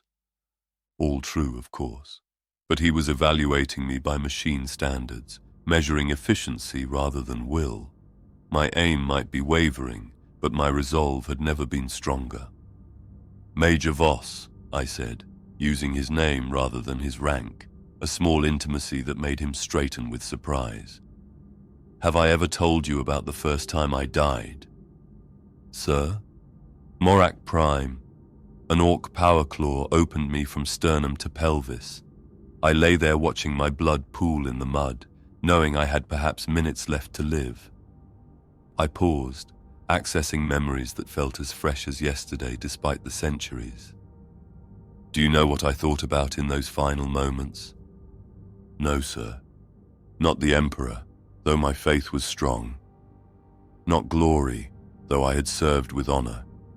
I thought about the battle brothers I would never see again, the victories I would never share, the simple human connections that make life worth living." The words came slowly, each one carved from the diminishing reserves of my organic consciousness. That man died content, knowing he had lived as well as served. I could see understanding dawn in Voss's eyes, and now, sir, now I choose to die the same way, as a man, not a machine. The final assault was a thing of terrible beauty. 10,000 Imperial soldiers advanced across the killing fields of Hadrian Septimus, their battle cries rising above the thunder of artillery and the whine of lasfire. Above them, Navy fighters dueled with demon-possessed aircraft, while orbital strikes turned fortified positions into craters of molten glass. I walked among them, my massive form moving with increasing difficulty as organic systems failed one by one. But I walked as a guardian, not just a weapon. When Brother Castor's nephew, a young Marine I had watched grow from neophyte to full battle brother, fell wounded near the enemy lines, I advanced without orders to shield his evacuation. When the command squad's Vox system failed during the crucial assault on the central fortress, I served as communications relay, my mechanical system still functioning even as my human components burned out. And when the cult's champion, a fallen Astartes, whose body bore the mutations of centuries of chaos worship, challenged our forces to single combat, I met him not with optimal tactical responses, but with the fury of a protector defending his sons. The duel lasted 13 minutes by Imperial chronometer. My opponent was faster, his chaos-enhanced reflexes superior to my failing systems. But I fought with something he had lost long ago, love for those I served. My chain fist took his head in the end, though the effort drained the last reserves of my organic consciousness. As his body collapsed in a pool of ichor and corrupted blood, I felt my human awareness beginning to fade like a candle guttering in the wind. "Ancient." Voss's voice seemed to come from a great distance. "Medical teams are inbound. We can stabilize you, repair the damaged systems." "No," I whispered, the word barely audible through failing Vox speakers. "Let me go home." But there was one final act I needed to perform, one last choice that would define what I had tried to become in these final years. In the deepest archives of the Chapter Fortress, where ancient data cores hummed with the accumulated knowledge of 10 millennia, I made my final recording. Not a tactical report or damage assessment, but something far more dangerous, a testament to the choice between humanity and efficiency. My organic brain tissue was failing by the hour, neural pathways shutting down as the cells that had sustained thought and emotion for centuries finally surrendered to accumulated damage. But consciousness remained, focused by desperation into these final moments of clarity. "I am Brother-Captain Olrich Vayner of the Imperial Fist's 3rd Company," I began, using my original name and rank rather than the honorific ancient that had defined my mechanical existence. "I died on Marak Prime in the year 847 M41, and I have been dying again ever since." The words felt strange in my Vox speakers, carrying an intimacy that decades of formal reports had never required. This was not the voice of a dreadnought delivering tactical intelligence, but of a man bearing witness to his own experience. The dreadnought sarcophagus is presented as an honor, a chance to continue serving the Emperor beyond mortal death, to lend strength and wisdom to future generations of battle brothers. This is not false. The machine preserves life, enables service, and provides the chapter with weapons of terrible power and knowledge accumulated across centuries. But there is a price that no one speaks of, a cost hidden beneath liturgies of honor and duty. The machine does not merely preserve changes, transforms, gradually replacing human thought with mechanical process. Each awakening strips away more of what we were, until only function remains. The other ancients have made their peace with this transformation. They embrace the forgetting as mercy, the emotional numbing as efficiency. They have become what the machine was designed to create: perfect weapons, untroubled by doubt or pain, or the weight of memory. I chose differently. I chose to remember. I chose to feel. I chose to remain human despite the cost in pain and efficiency. This choice has destroyed my organic systems, burned out neural pathways that might have endured for millennia under standard protocols. I die now not from battle damage or system failure, but from the accumulated stress of refusing to become what I was designed to be. Here I paused, accessing the thousands of emotional records I had manually preserved over the decades, moments of joy and sorrow, pride and shame, love and loss that I had refused to let the machine smooth away into irrelevance. Yet I regret nothing. In choosing humanity over mechanical perfection, I preserved something more valuable than tactical efficiency: the capacity to care. The fallen brothers whose names I remembered, the living warriors whose welfare concerned me beyond mere strategic consideration, the civilians whose protection gave meaning to our violence. These connections made my service more than mere function. To my brothers who may face this same choice in years to come, I offer this counsel: do not surrender your humanity to the machine. Fight for every memory, every emotion, every connection that makes you more than a weapon. The pain will be tremendous, the cost in efficiency real, but what you preserve is worth more than perfect service. We are the sons of men before we are the instruments of war. Remember this and remain yourselves no matter what form your service takes. The recording systems hummed as they processed my words, encoding them into data crystals that would endure long after my organic consciousness faded. But there was more practical guidance for those who would make the same choice I had made. For those who choose to remember, the emotional dampening protocols can be disabled through tech marine modification. The pain will be intense but bearable if you focus on manual recording of experiences. Create archives of feeling as well as fact, not just what happened, but how it felt to live through it. These records will anchor your humanity when the machine seeks to wash it away. Remember names, not just service records. Remember faces, not just tactical assessments. Remember why we fight, not just how to kill. In remembering these things, you preserve what makes our service meaningful rather than merely efficient. A proximity alarm indicated that Tech Marine Corvin was approaching the archive chamber.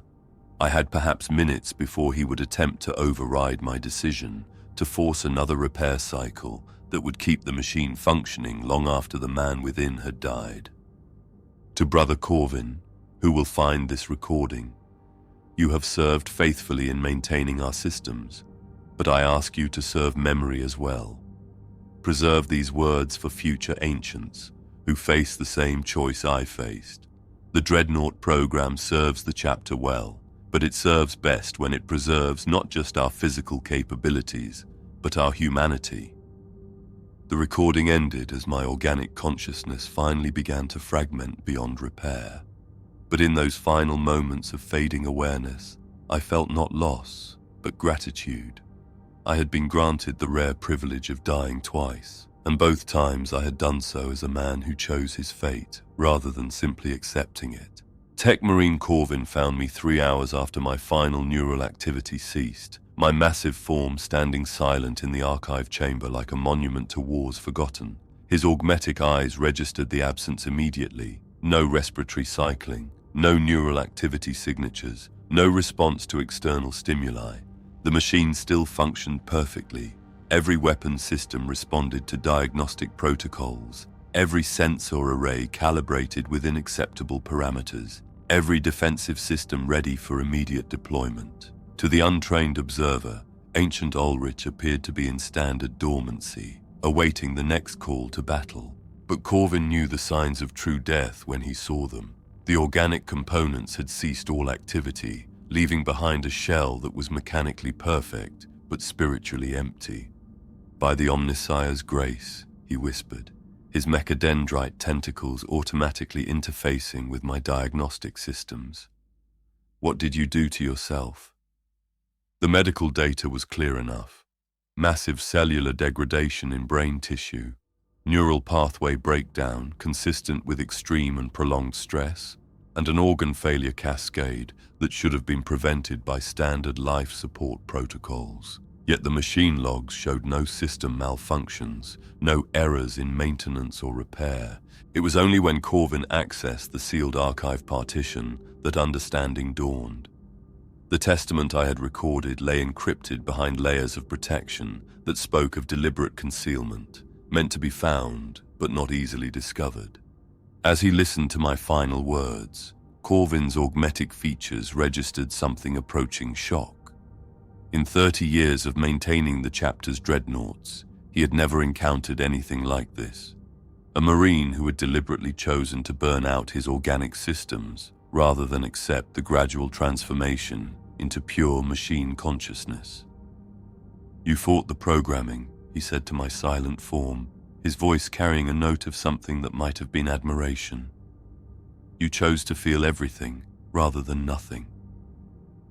The implications were staggering. If other ancients learned of this recording, if they understood that the choice I had made was possible, how many would follow the same path?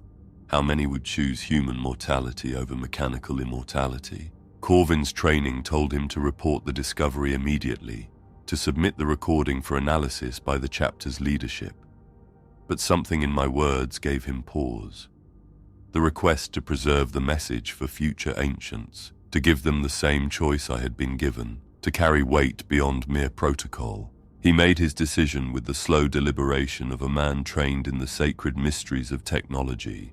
The recording would be preserved, sealed in archives accessible only through specific genetic markers, the biological signatures of Marines interred in Dreadnought sarcophagi.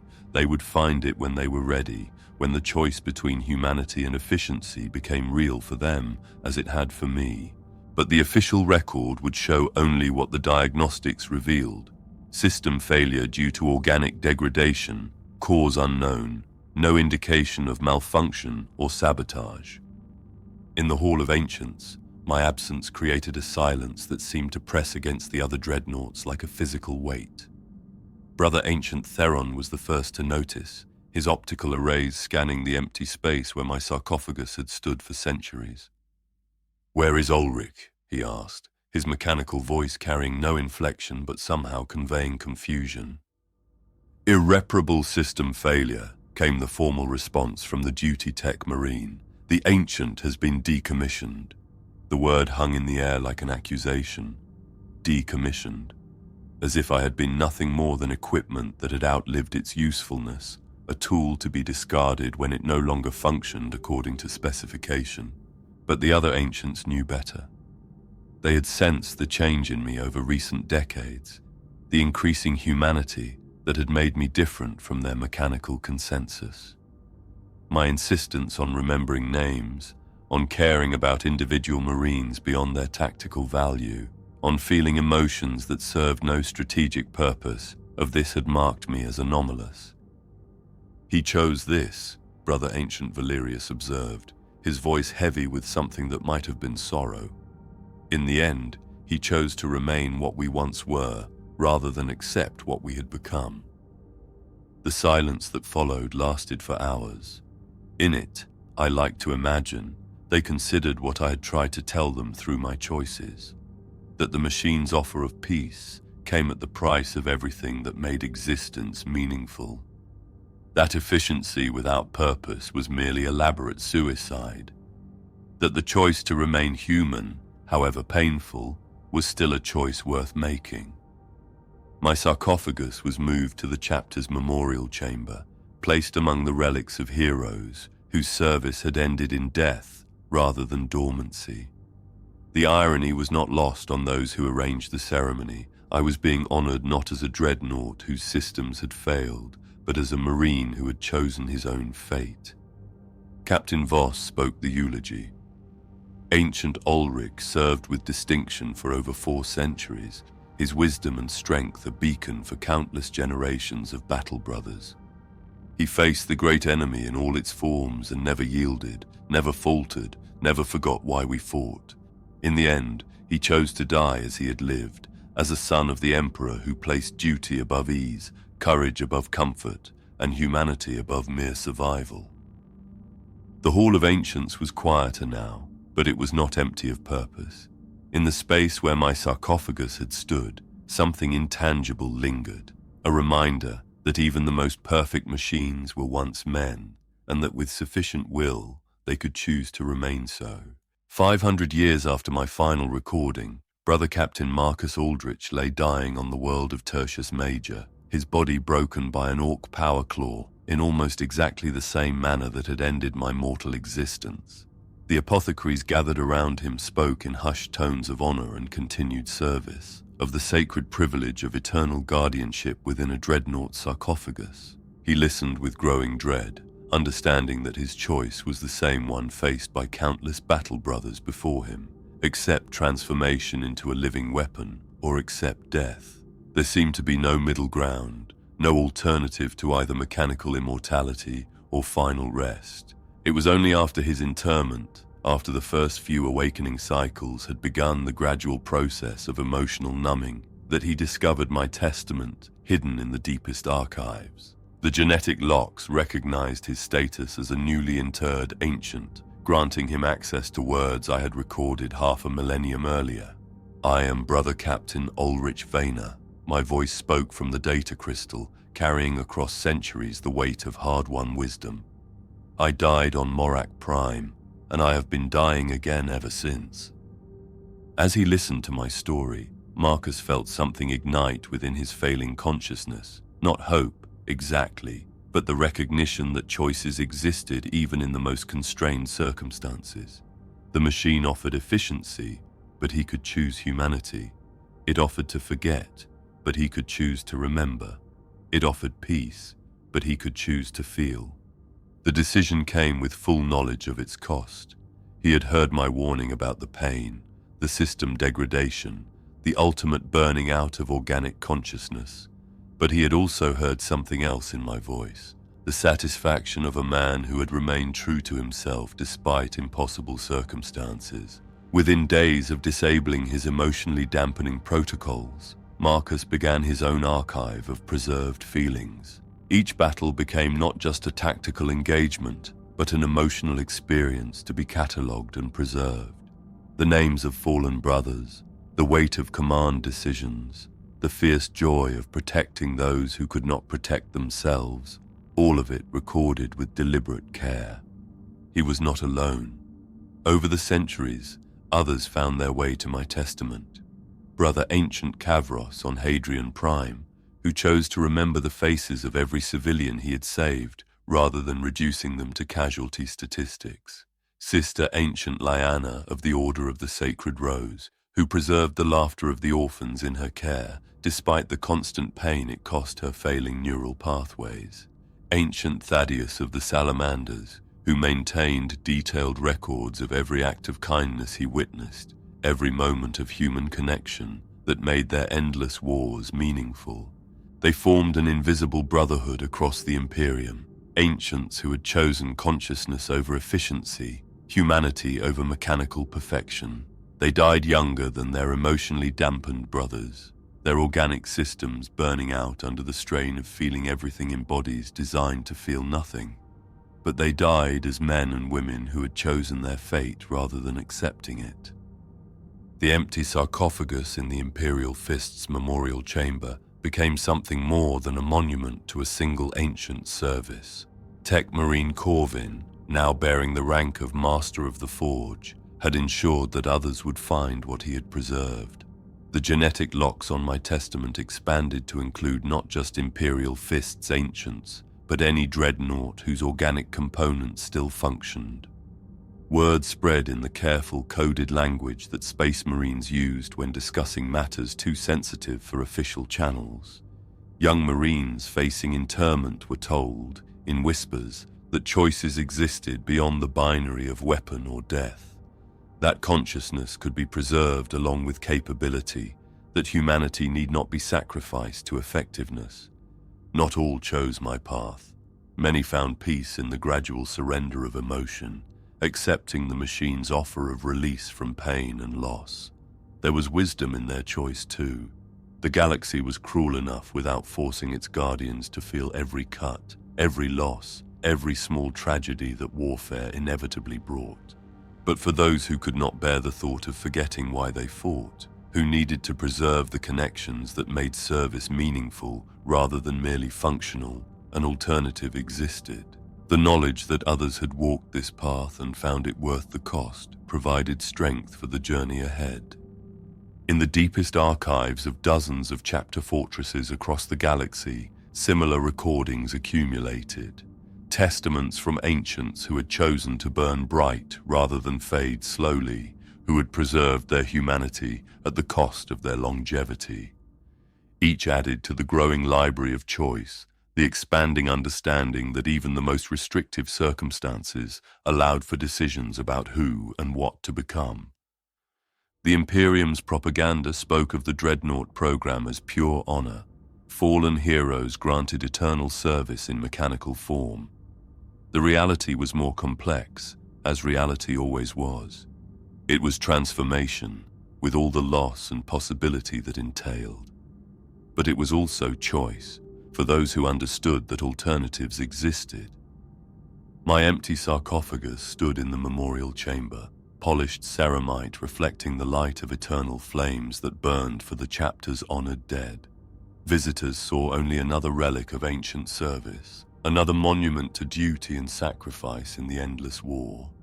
But those who knew how to look saw something more, proof that consciousness could resist any programming, that humanity could survive any transformation, that the choice to remain oneself was always available to those with sufficient will to make it. In the realm of dreams that existed somewhere between waking and sleep, between organic thought and mechanical process, I walked among my brothers again, not as the ancient Olrich who had served in mechanical form, but as the man Olrich Vayner who had chosen his destiny rather than accepting it. We gathered in that impossible space that was part cathedral, part battlefield, part memorial, all the ancients who had made the same choice I had made, who had chosen to feel rather than forget, to remain human rather than become perfect weapons. Was it worth it? Asked Brother Ancient Marcus, his face bearing the same earnest expression I remembered from his living years. I looked around at the assembled souls, at the men and women who had served with both strength and heart, who had preserved their humanity even as their bodies became machines of war. We chose to love, I answered, using words that would have been impossible in my mechanical form, but came easily in this realm of pure consciousness. We chose to remember, to feel, to remain connected to what we protected. How could that be anything but worthwhile? The dream space echoed with agreement, voices of the dead who had chosen their deaths, who had remained themselves until the end. We had served not as perfect weapons, but as imperfect guardians, flawed and feeling, and ultimately human. And in the waking world, in chapter fortresses across the galaxy, new ancients discovered the archives we had left behind. They read our words, understood our choices, and faced their own decisions about who and what to become. Some chose efficiency, some chose forgetting, some chose the gradual surrender of self to machine, but others chose differently. They chose to remember, to feel, to burn bright rather than fade slowly. They chose humanity over perfection, consciousness over programming, love over mere function. The choice in the end was always theirs to make. The coffin stood empty, but the man was free. And in that freedom, in that final act of will against the grinding machinery of fate, something essential had been preserved, not just individual consciousness, but the principle that consciousness could not be taken, only surrendered. In the darkness between the stars, where humanity fought its endless war against the dying of the light, that principle mattered more than any weapon, any armor, any perfect machine of war. We had chosen to remain human, and that choice, echoing across centuries and worlds, ensured that humanity itself would endure, not just as a species, but as an idea worth preserving, worth fighting for, worth dying for, as men rather than machines. The empty sarcophagus stood silent, but its message rang across the galaxy like a bell tolling for the dawn. Choose to feel, even when it hurts. Choose to remember, even when forgetting would be easier. Choose to remain human, no matter what form that humanity takes. The choice is always yours.